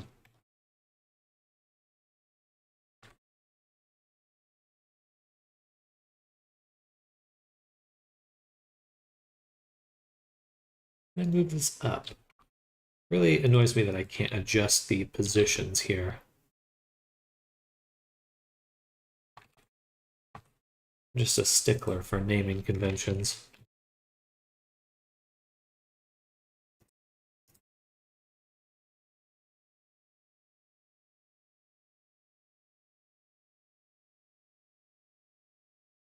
Also, did you know Quixel is merging with Fab? And they're going to start charging for all their free assets. Say Fab. Let's check that out. Unreal Fab. What is Fab? Fab.com. Interesting. Combine. So, new open marketplace. And ArtStation. Interesting. 88% revenue share. That's pretty good, actually. Well, snap. Okay. I'm excited for that. Just been looking at the new Vive Focus Vision. Looks very promising as hookup to the PC properly. It is pretty good.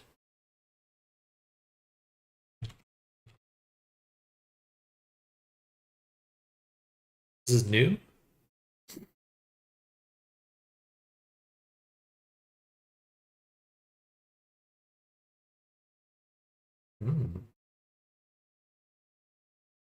I'm glad all the headsets are really supporting some good pass-through now. I think that'll be very important as time goes on.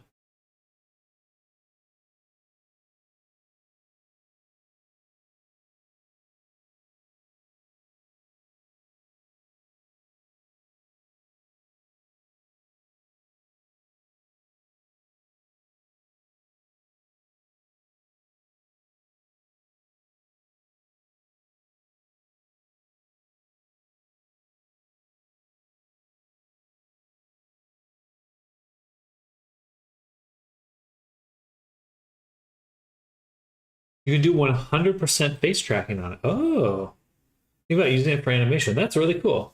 I'm gonna take another look at that actually. If you want to get their 18K free library, you better do it now.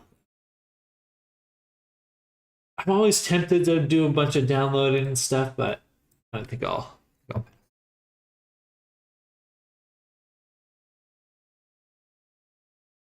I feel like a digital hoarder sometimes when I'm like, oh, I have to download it now.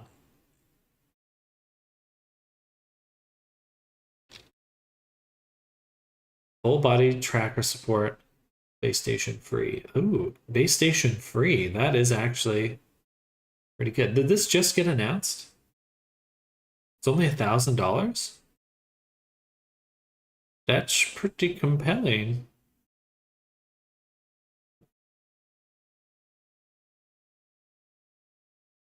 Base station free.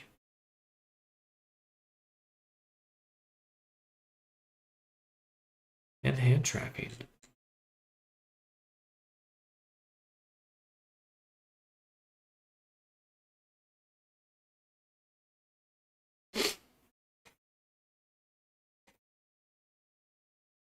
$120-degree field of view. All right. That's actually super good. And I suppose it's standalone-ish. If they have memory and storage on it. Eye tracking. Does it have mouth tracking or face tracking? It just says eye tracking.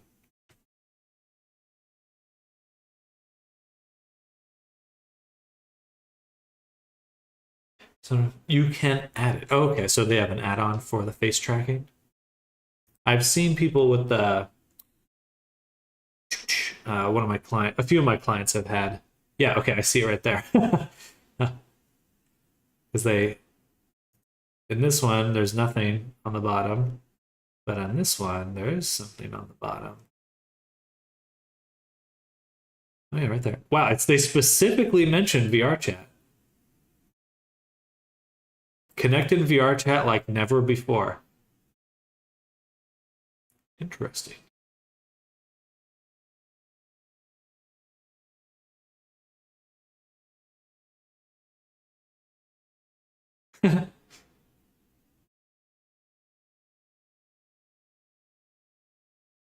Auto IPD adjustment. That's nice.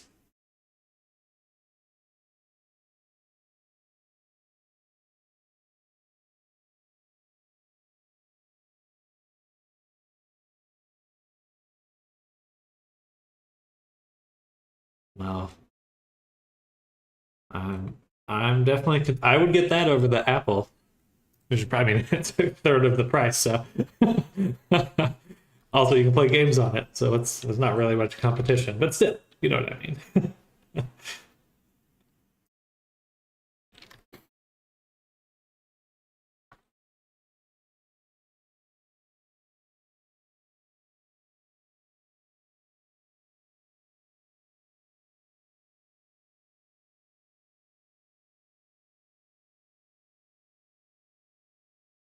So get them blend shapes built. People are going to use that for face track for sure. 100%. 100%. Yeah, I think yeah, that's probably going to be. I could see that easily being the most popular VR headset, at least for power users. Like immediately.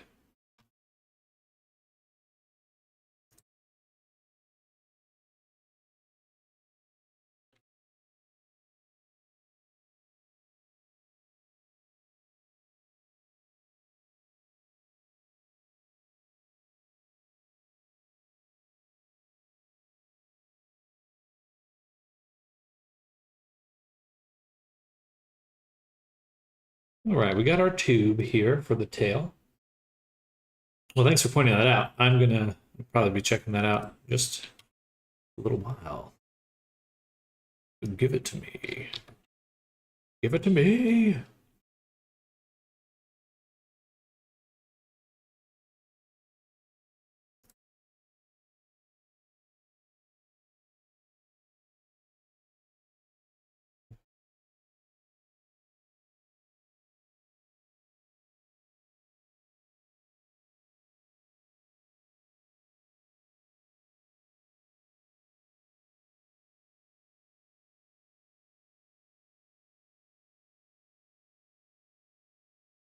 Do I want to build this? Well, it's good to see VR. I feel like VR is having a much better few years than it has in the last 5. Like these last 6 months have been much better for VR than the last 2 years.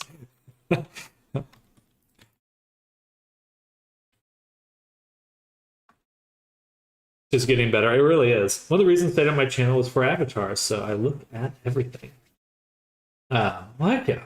Do you have a YouTube channel then?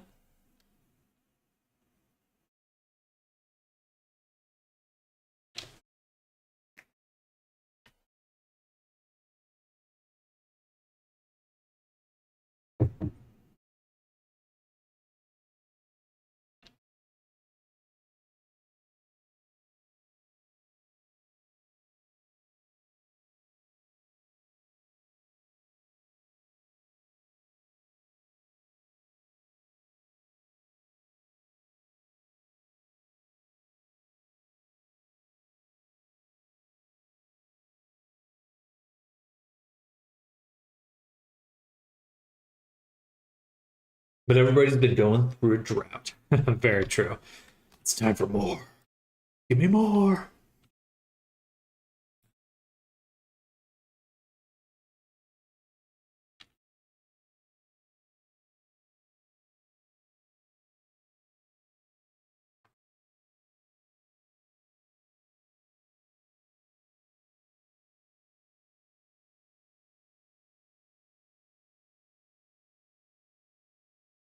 Should be able to constrain the image.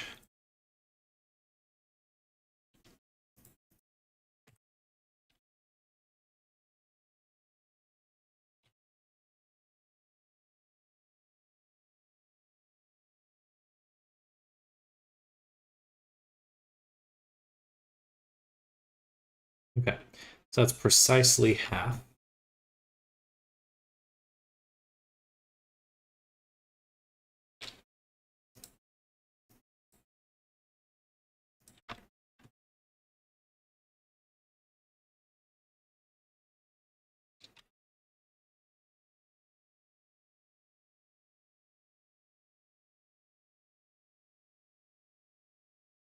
I do like your style of the human characters. Thank you. I appreciate that. There's a lot more coming. I have a lot of projects that I'm juggling at the moment. Maybe VRC is planning a merger with big corporate sponsorship, and they're cleaning up shop. Hard to say. Hard to say. I feel like VR Chat as a company has been kind of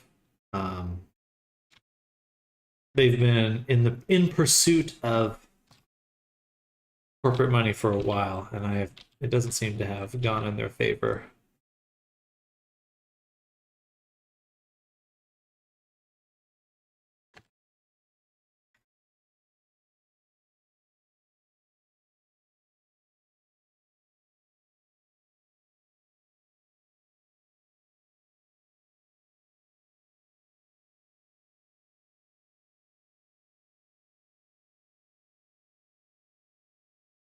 Or I should say, not much has actually come of it.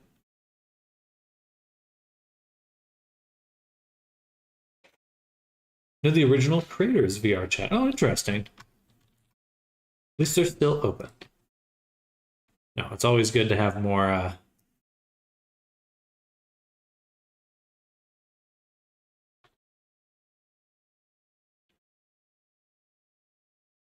more competition, more companies. Excuse me. That's really what matters.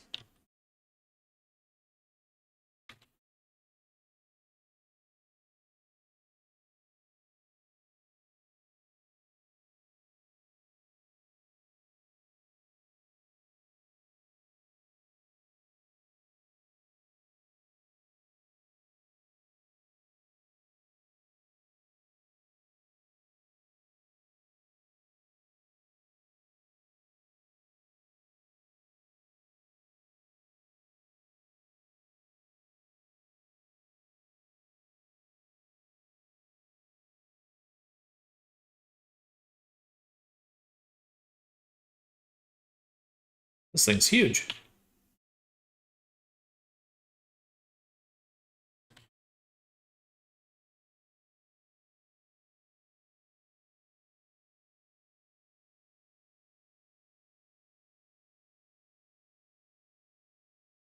Hard to fit in, yeah.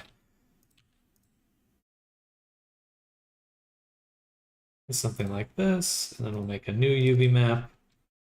And on this one, on the second UV map, is where we will make this fit to. How will we do that? I guess we have to select the top as well.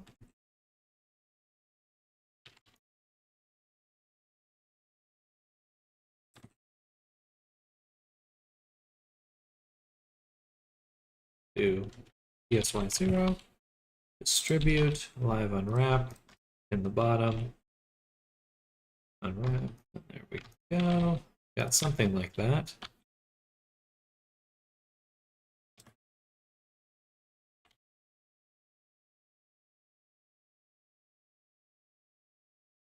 Okay.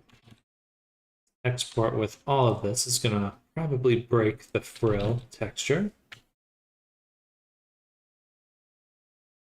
The wings don't even have a texture yet. But for our frill, what we'll do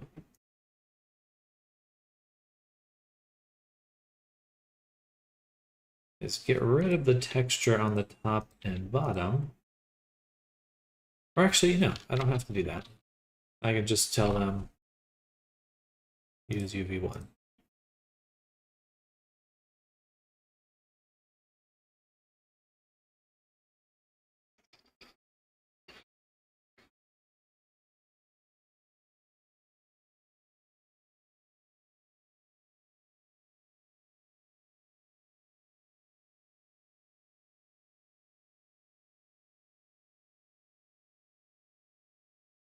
Interesting. Just a little spike right there. Funny. Must be too close to the top. Oh no, it actually is poking over. Okay, let's unpin that and wrap again.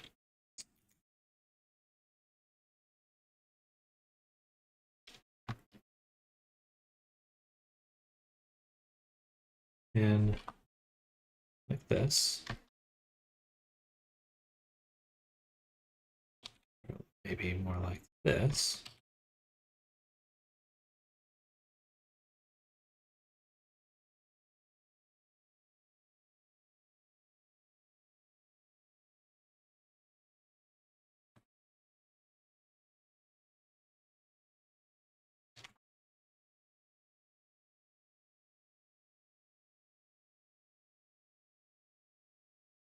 All right, that's better.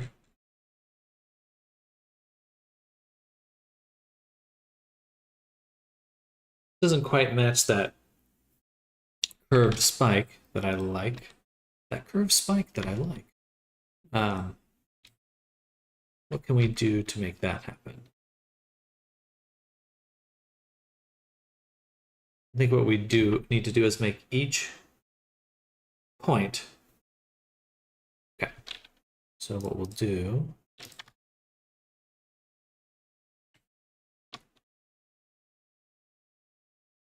I do an edge loop. No.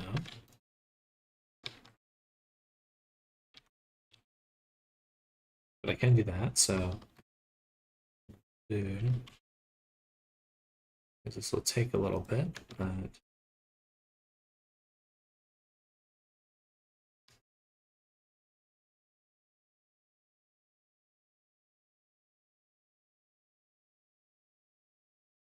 like this and this. Okay, that's what we'll do. Boom, boom, boom.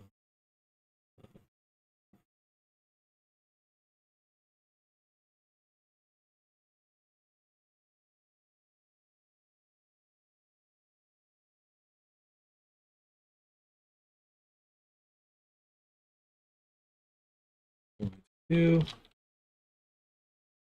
and like that. Then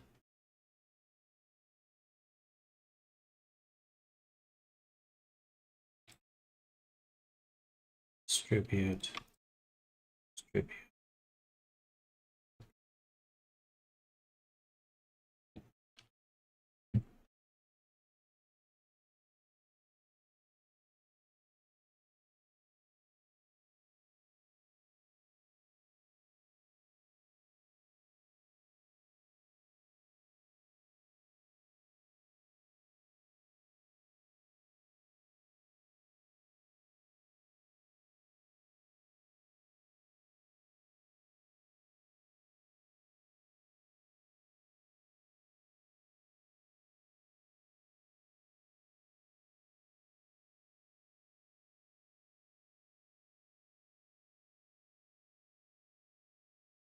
Almost.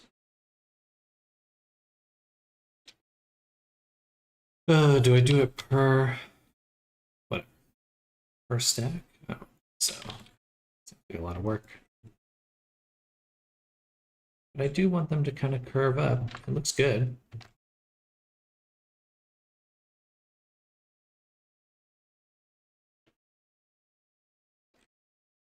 So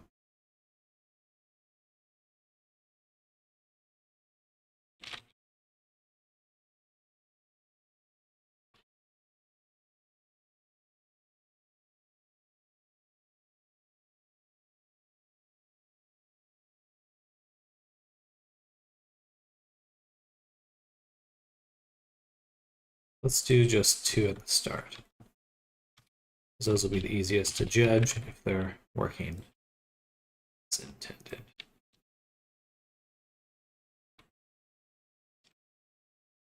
Or I do the whole stack. We get a little bit of stretching there, but it does curve. It looks much better. It does look much better. We get the nice sharp spike. Okay, worth doing. And then I guess I could just do this and distribute it, something like that.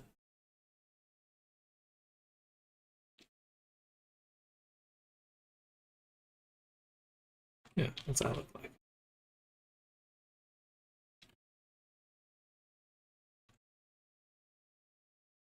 Ooh. Gorgeous. Okay, so that's what we want.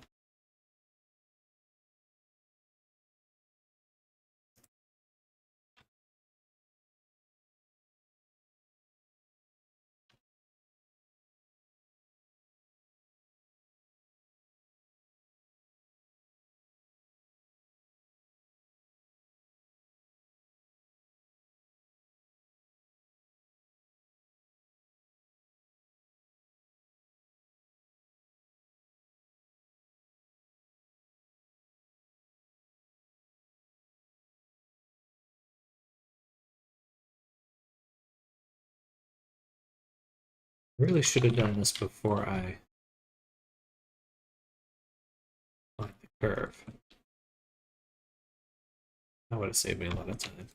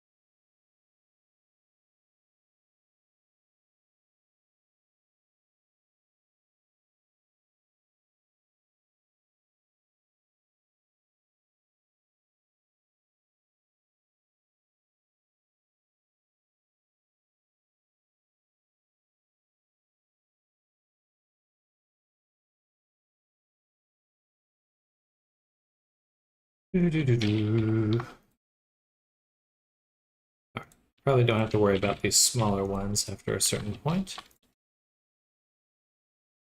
We're almost done. So might as well.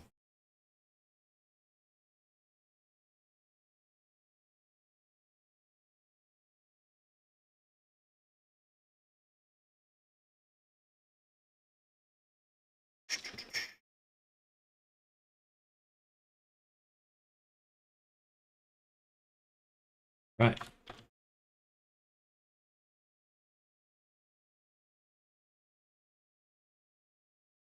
Cool.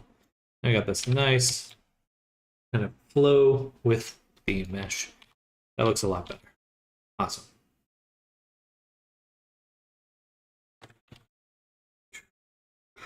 Now we're going to go back to Blender. We're going to look at the tail. We're going to get this ready to bake as well. Ooh, wow. Oh, damn. We'll be right back.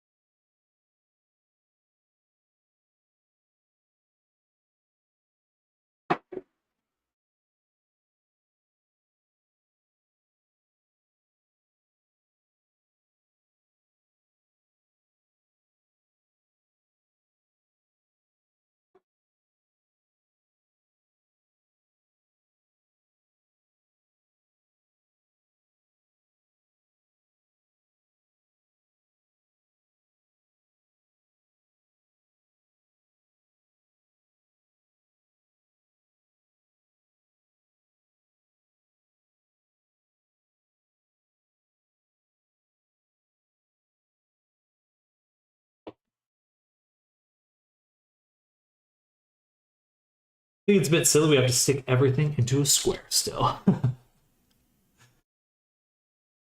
The weird, somewhat surreal nature of 3D modeling. We're going to add a mirror right here. We're going to set this to mirror U so that when I apply this, we now have mirrored both sides. Then I'm going to apply the array.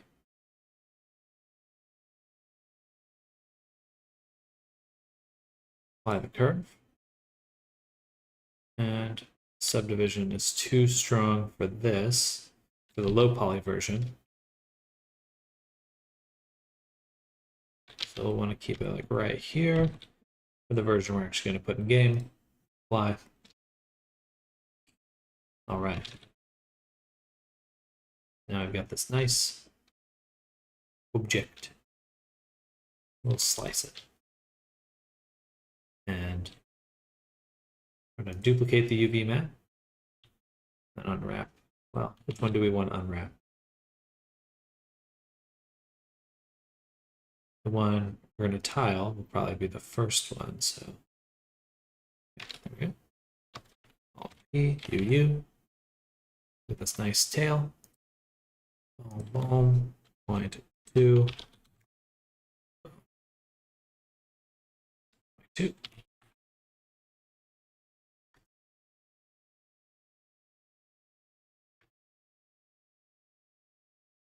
All right. Now he is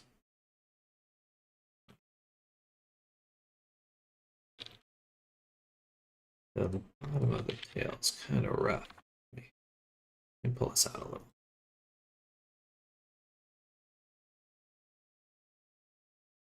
They probably would like an avatar in Second Life as well. It's very true. It's very true.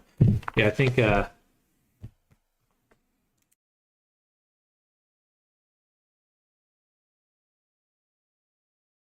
gonna write that down because I am definitely looking to expand what I'm doing into a business. I have a few artists that are working for me now or helping me.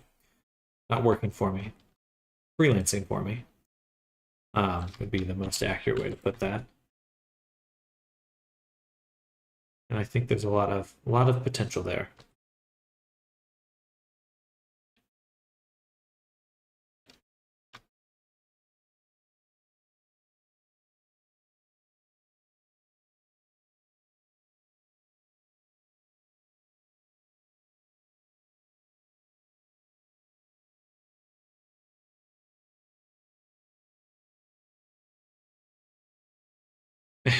These objects are so big, but they only fill up this much.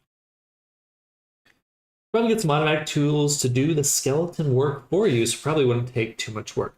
I've never tried to bring an avatar into Second Life.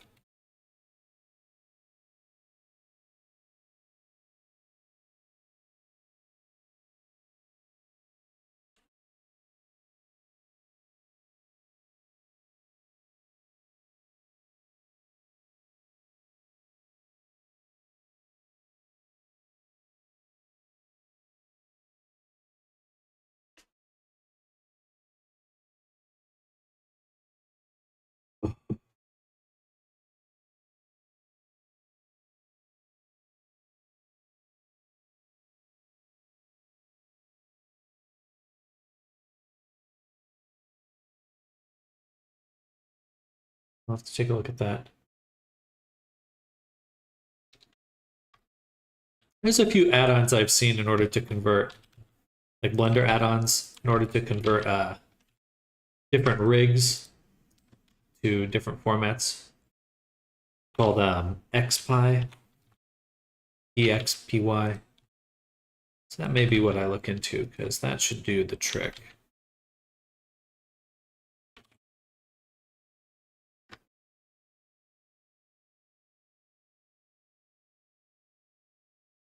The tough part is finding the time.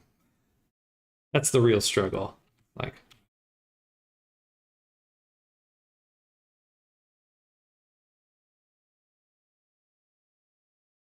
always the time. It really is. It really is.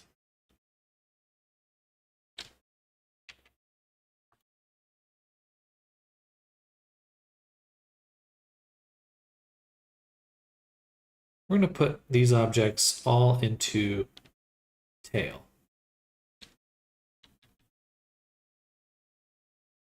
And I'm going to call this body, frill, tail, and we're also going to put the wings in there. Eventually, we're not quite done with the wings, but that's where they're going to go. OpenAI will help with the boring stuff. I've been experimenting with some AI workflows, and it's interesting. It's for a lot of like props, mugs, tables, simple stuff. It's pretty compelling. I don't know what the future of art's going to look like, but the speed at which you can produce stuff with AI is insane. And yeah, anyway, I don't want sometimes hard to discuss AI because it's a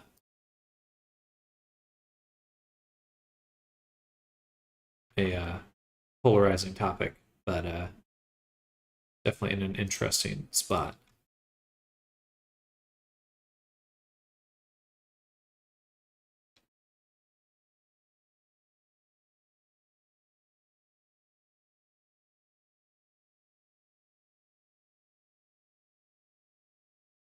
Yeah, I do think of it just like any tool. Because at the end of the day, if you're just using AI to make garbage, then no one's really gonna care. It does have to be something that interests people kind of intrinsically.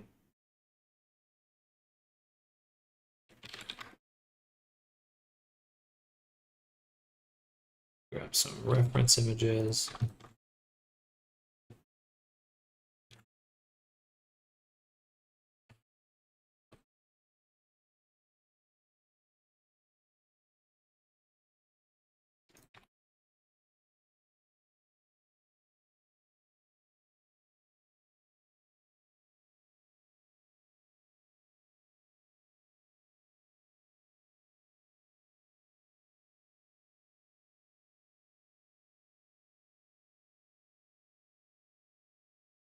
We can all agree rigging is boring. I certainly would rather get to the good stuff. It'd be interesting though, because I really feel like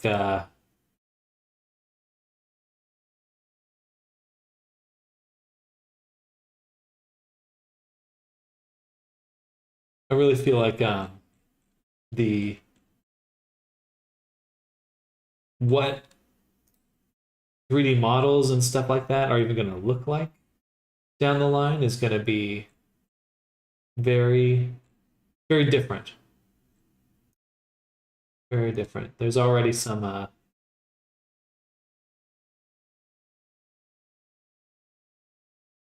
Okay, I see. So these three fingers become the wings, and then these front two, the thumb and the index, are the claws. Okay. Sorry.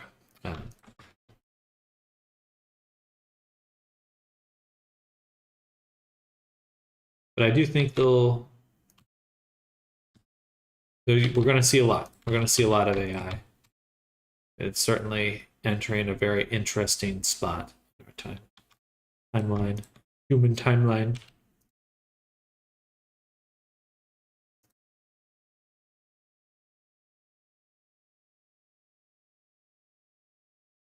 Human.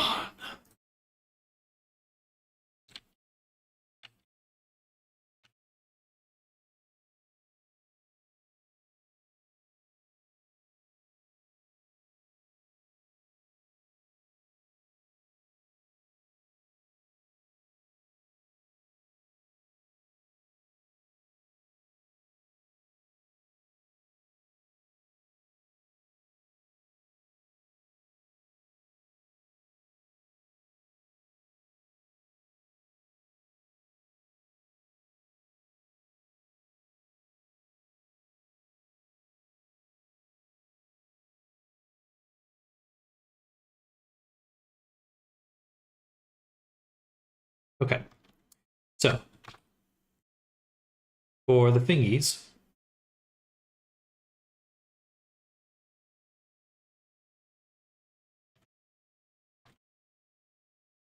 or no, actually, it's just you forget just the thumb and the index. These ones are what will be turned into claws.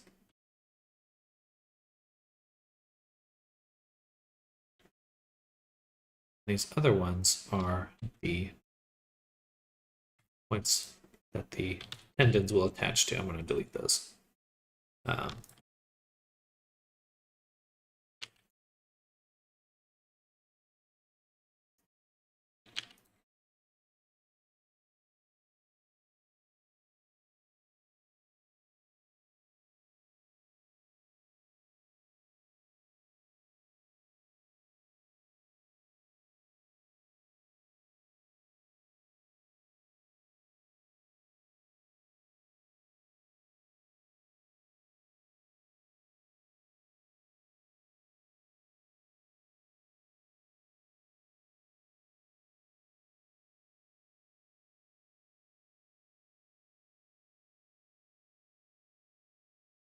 Now we're missing one more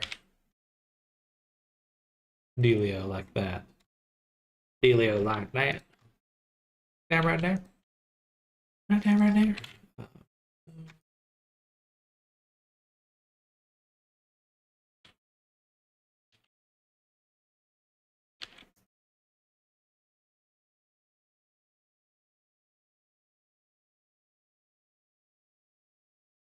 And delete. No, I don't want to delete that. I want to delete this one. Wait, yeah. I want to rip this one.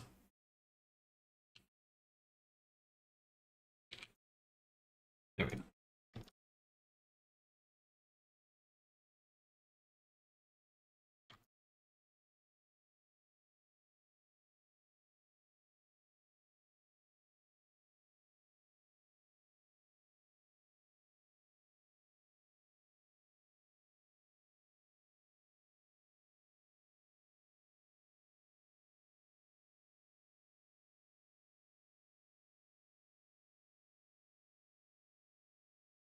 Oh, no. When did that happen? Just then.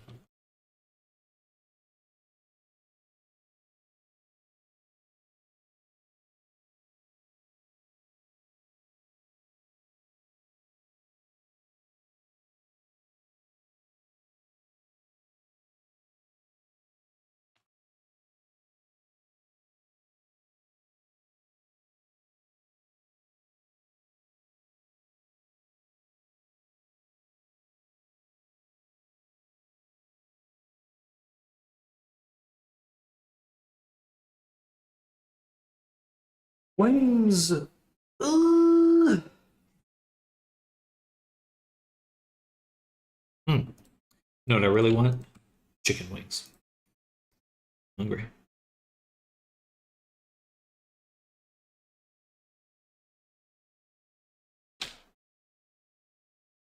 KFC.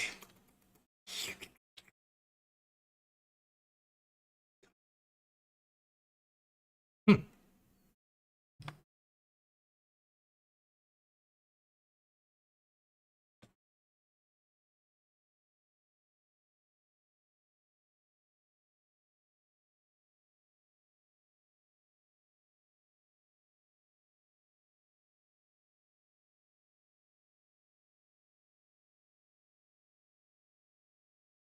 I'm not quite sure how we'll close this off, but that's the start.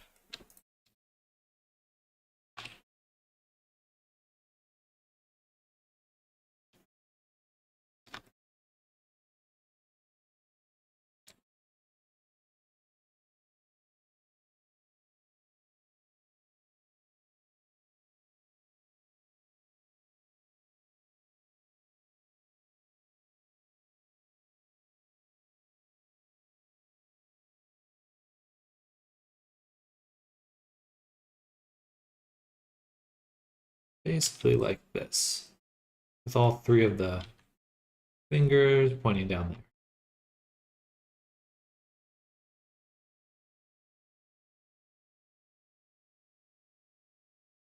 And everything else, kind of massage down.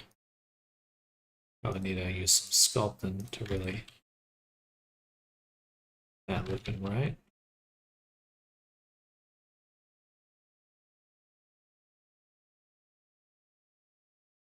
I think actually we'll go ahead and separate that and then reattach it in a way that I believe there should be a little bit less stretching there now.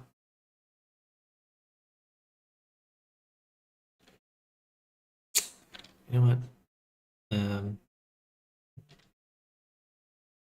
I don't really need to do it this way. We'll do that.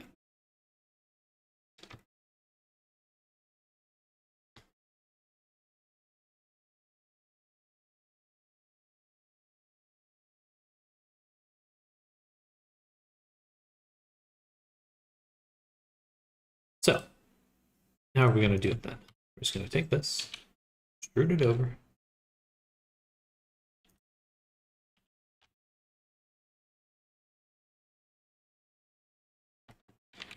One, two, three. So now we have three. Actually, boom. Well, we'll start with just segments. So one, two, three. Now we have spots that they can attach.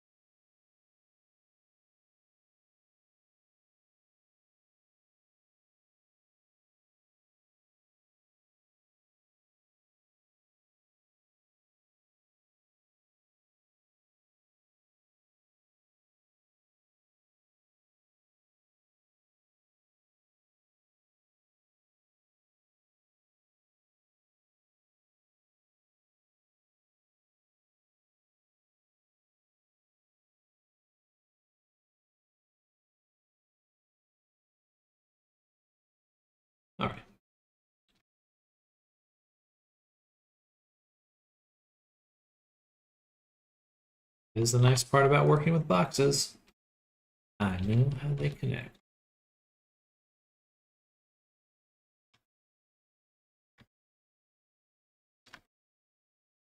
That's why we work with boxes.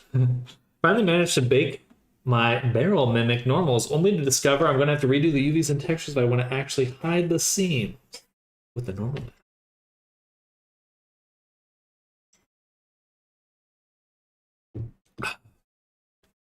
The curse. Curse. I've actually been really enjoying layering things together. So it does offer a little bit more freedom with the Poyomi shader. You can kind of like just reattach or you can kind of separate what details you want to do on which UV map. There's a lot of freedom in that. It's not necessarily the nicer option, but it is a option.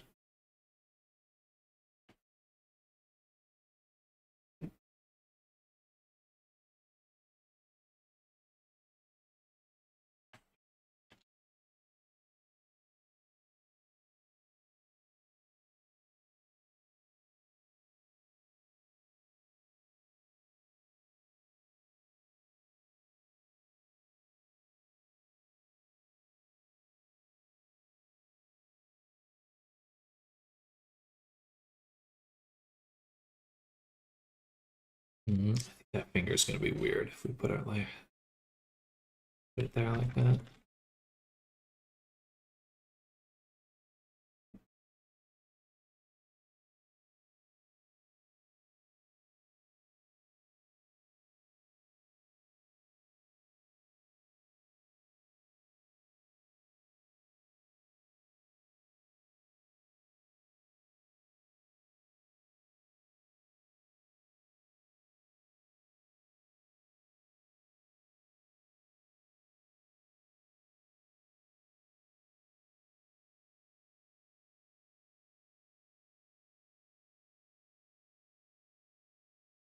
Just copied the blend file. Going to try flipping some UV islands around, see if I can hack it together.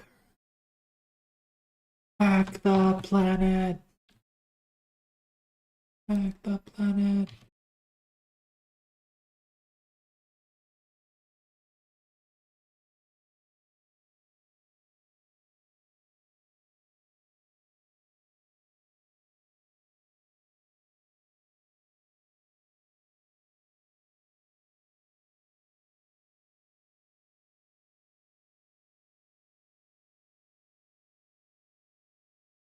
Looking pretty cool.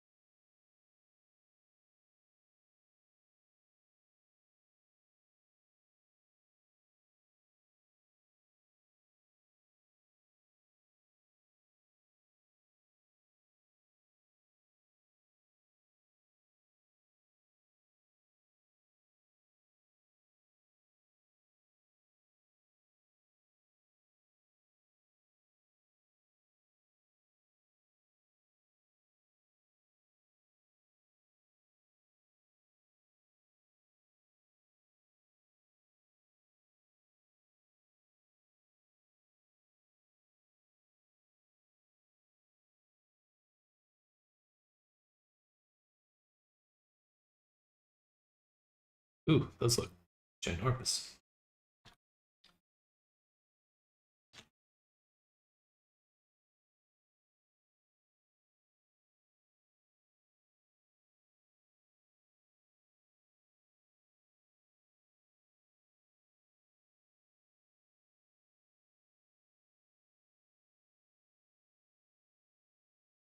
Those look a little too big. Let me double check some of them. I mean, they're kind of like that though.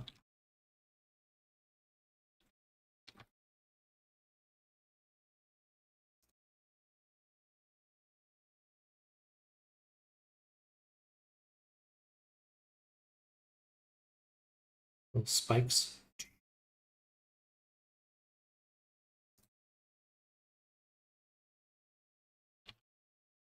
Maybe just a little smaller, but not by much.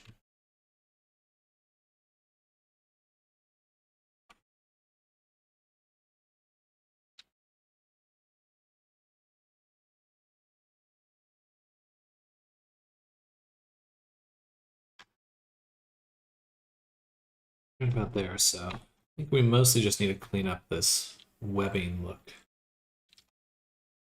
And I am going to delete this attachment point here. So that does look a little weird.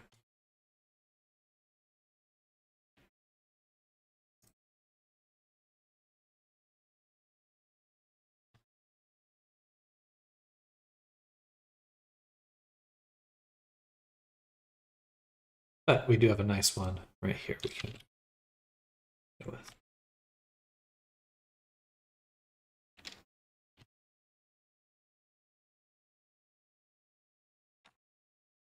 I think that already looks a little bit more cohesive. Needs a redo. Bleh. Optimization has bit me on the arse here. Are you using the Poyomi shader?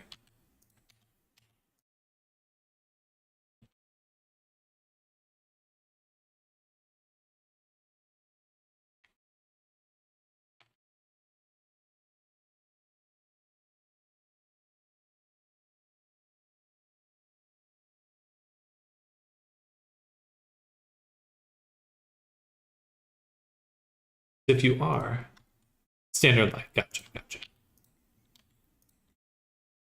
Oh, is this for mobile then?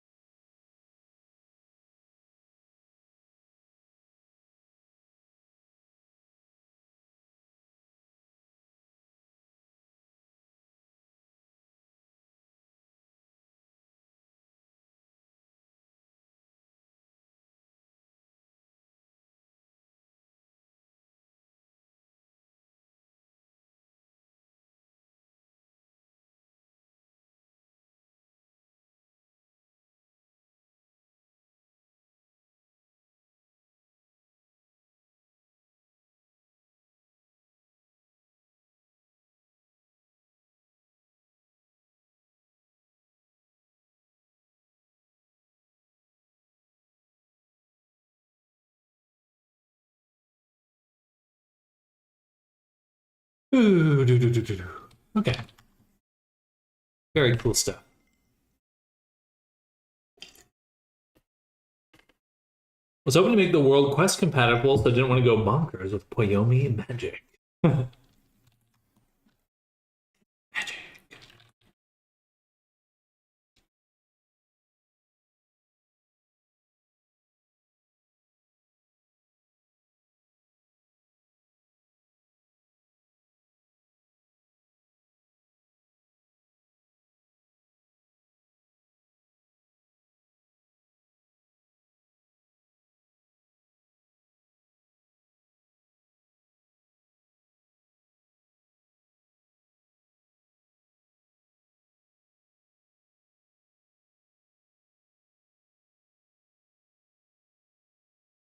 Hmm.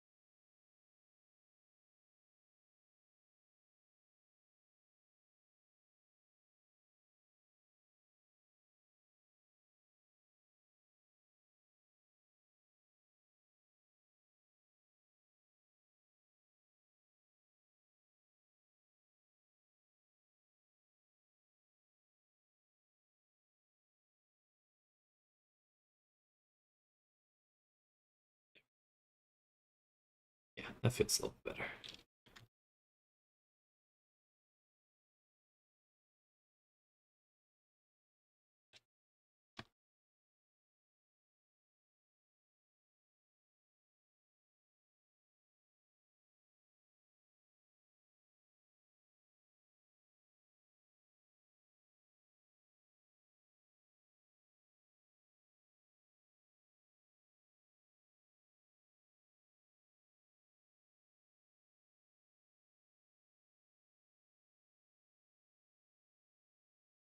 Majestic. Majestic. Nice. And even with the clothing, we're still well under 70,000. Very good stuff. 70,000 is our maximum amount of triangles we can have. Polygons, really, but that's the same thing for the most part in this context. So we're doing quite good.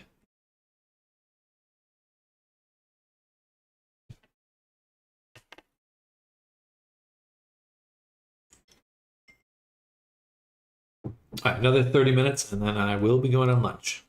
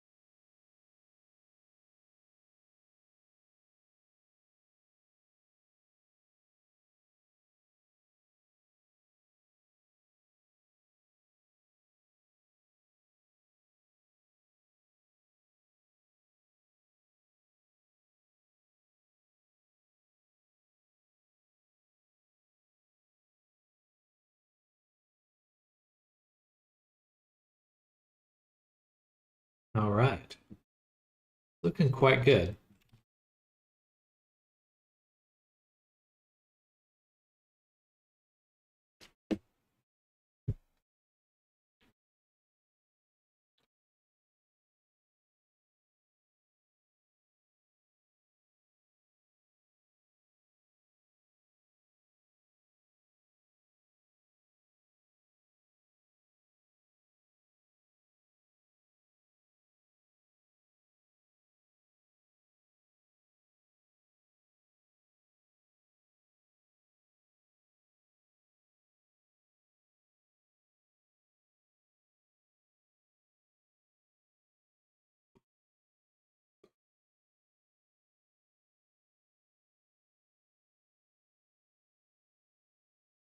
And I remember doing all this by hand for one set of wings.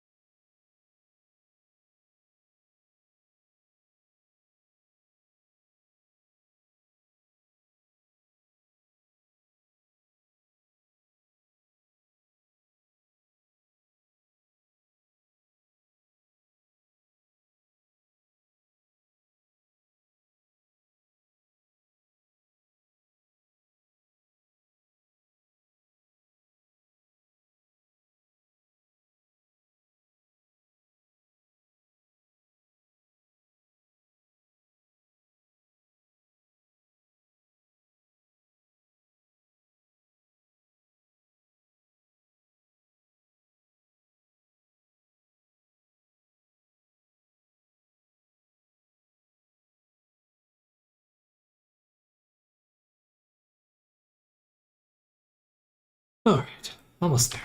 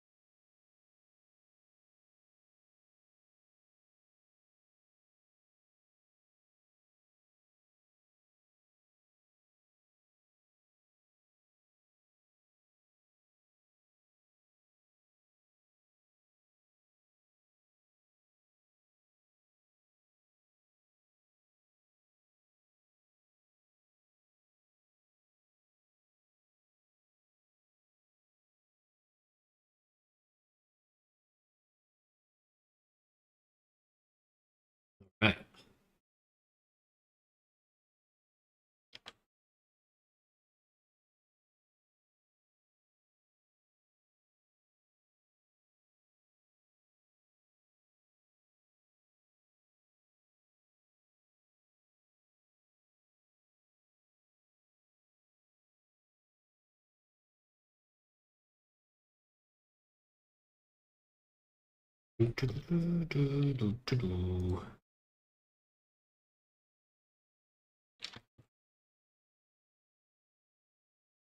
Beautiful.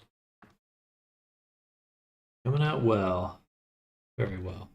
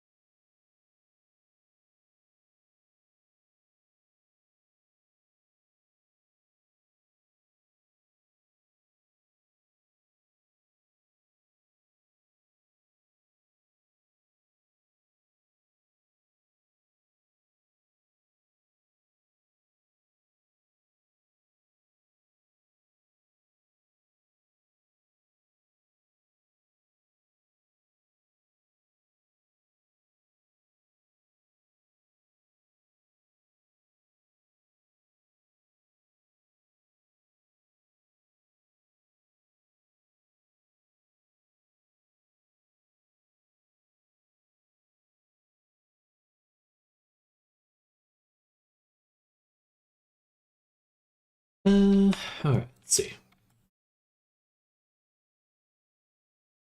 Gorgeous. Look at that even spacing.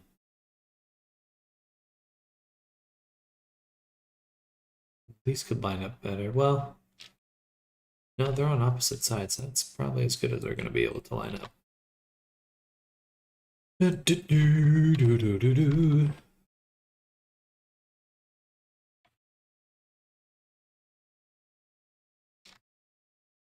I think we will.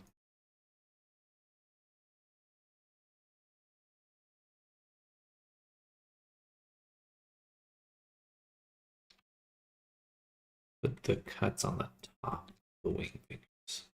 The wingers. Wing fingers. Wingers.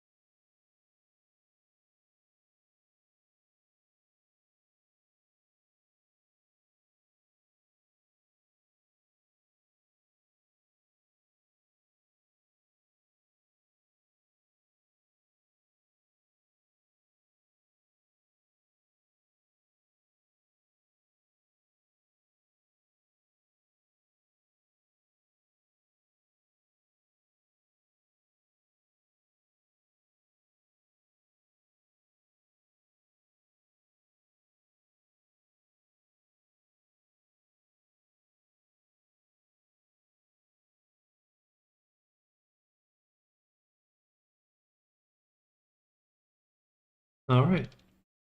Easy unwrap.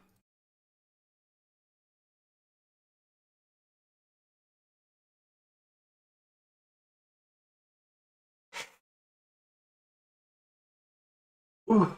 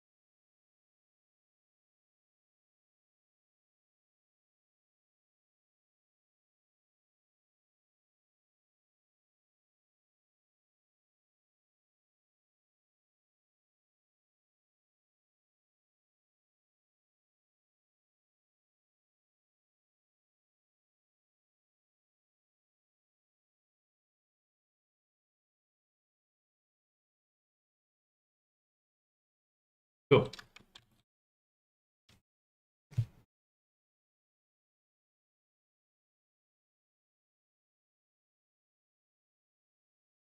She's getting pretty close to 10.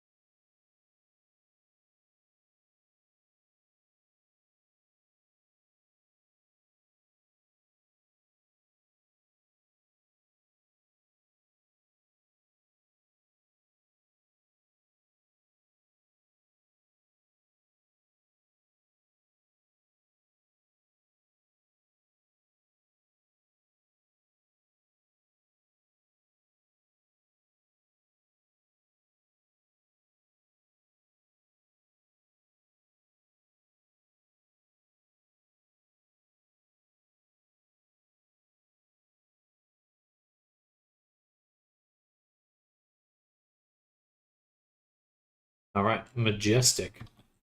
Majestic. So we're going to put the frills and wings on the same UV map.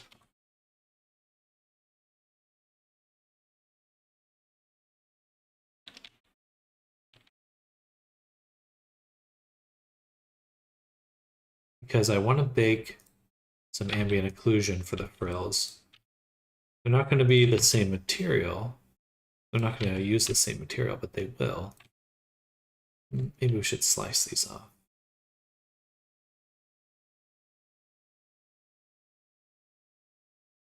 Yeah.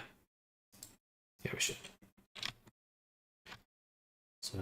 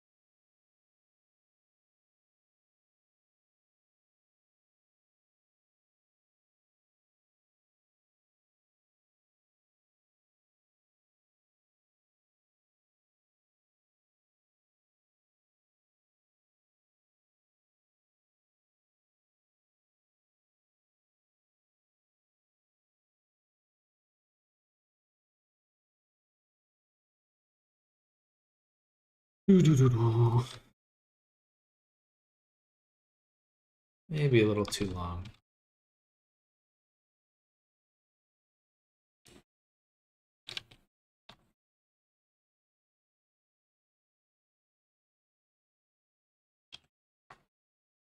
All right, so we're slicing these.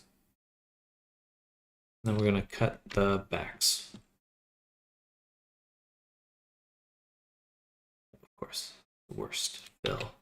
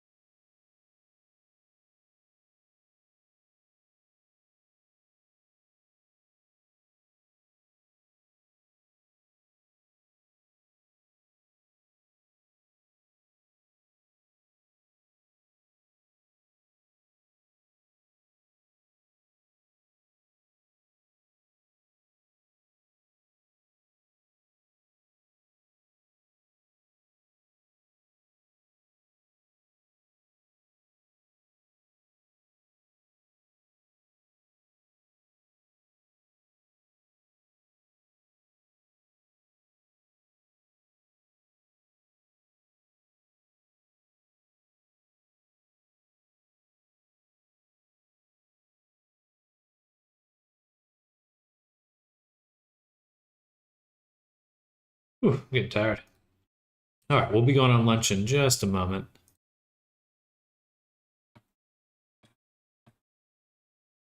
A lot of hard work, though. Doing super good when it comes to the work.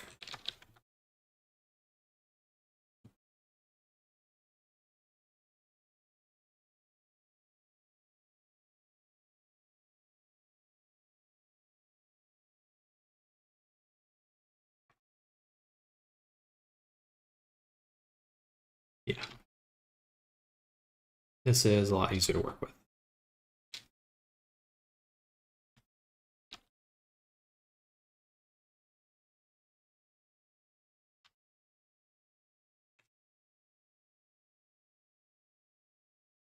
Interesting.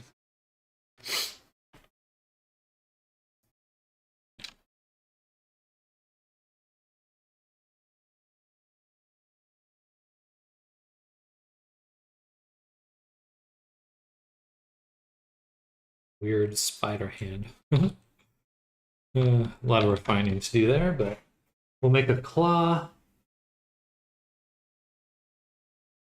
Oh, man.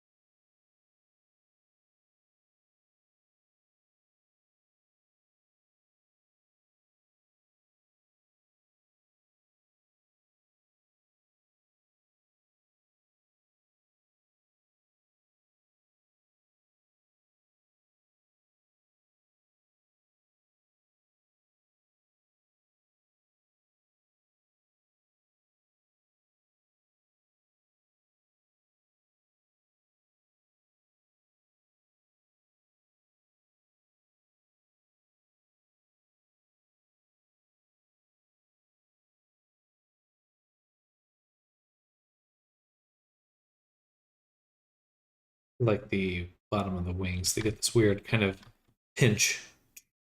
I don't really want that. I don't really want that at all. So I may have to adjust how I made the wings. Perhaps even dissolve this middle one.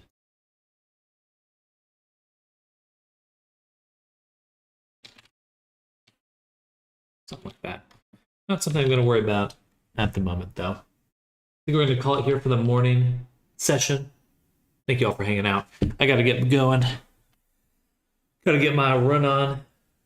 Oh, get ready for the day. Get some lunch in my belly. For those of you that are new here, thank you all for following, subscribing this morning. I super appreciate it. I know this is definitely a work stream, so it's not the most entertaining necessarily. But if you're ever interested in learning how to make things, feel free to ask questions. Definitely open to that. But for right now, I will be back in about 2 hours. I'm just going to go on lunch, go for a run, so I'll be back pretty soon. But enjoy your break as well, Arctic. We'll see you in just a little bit. And everyone else that's lurking out there, hope you're having an amazing... What's today? Wednesday? Jeez. Yeah. An amazing Wednesday. My God, it's going quick. All right. Well, I'll see you all very soon. We got a lot to accomplish this week. We're going to be working super hard to make that happen. But I'll see you all in just a little bit. Bye, everyone.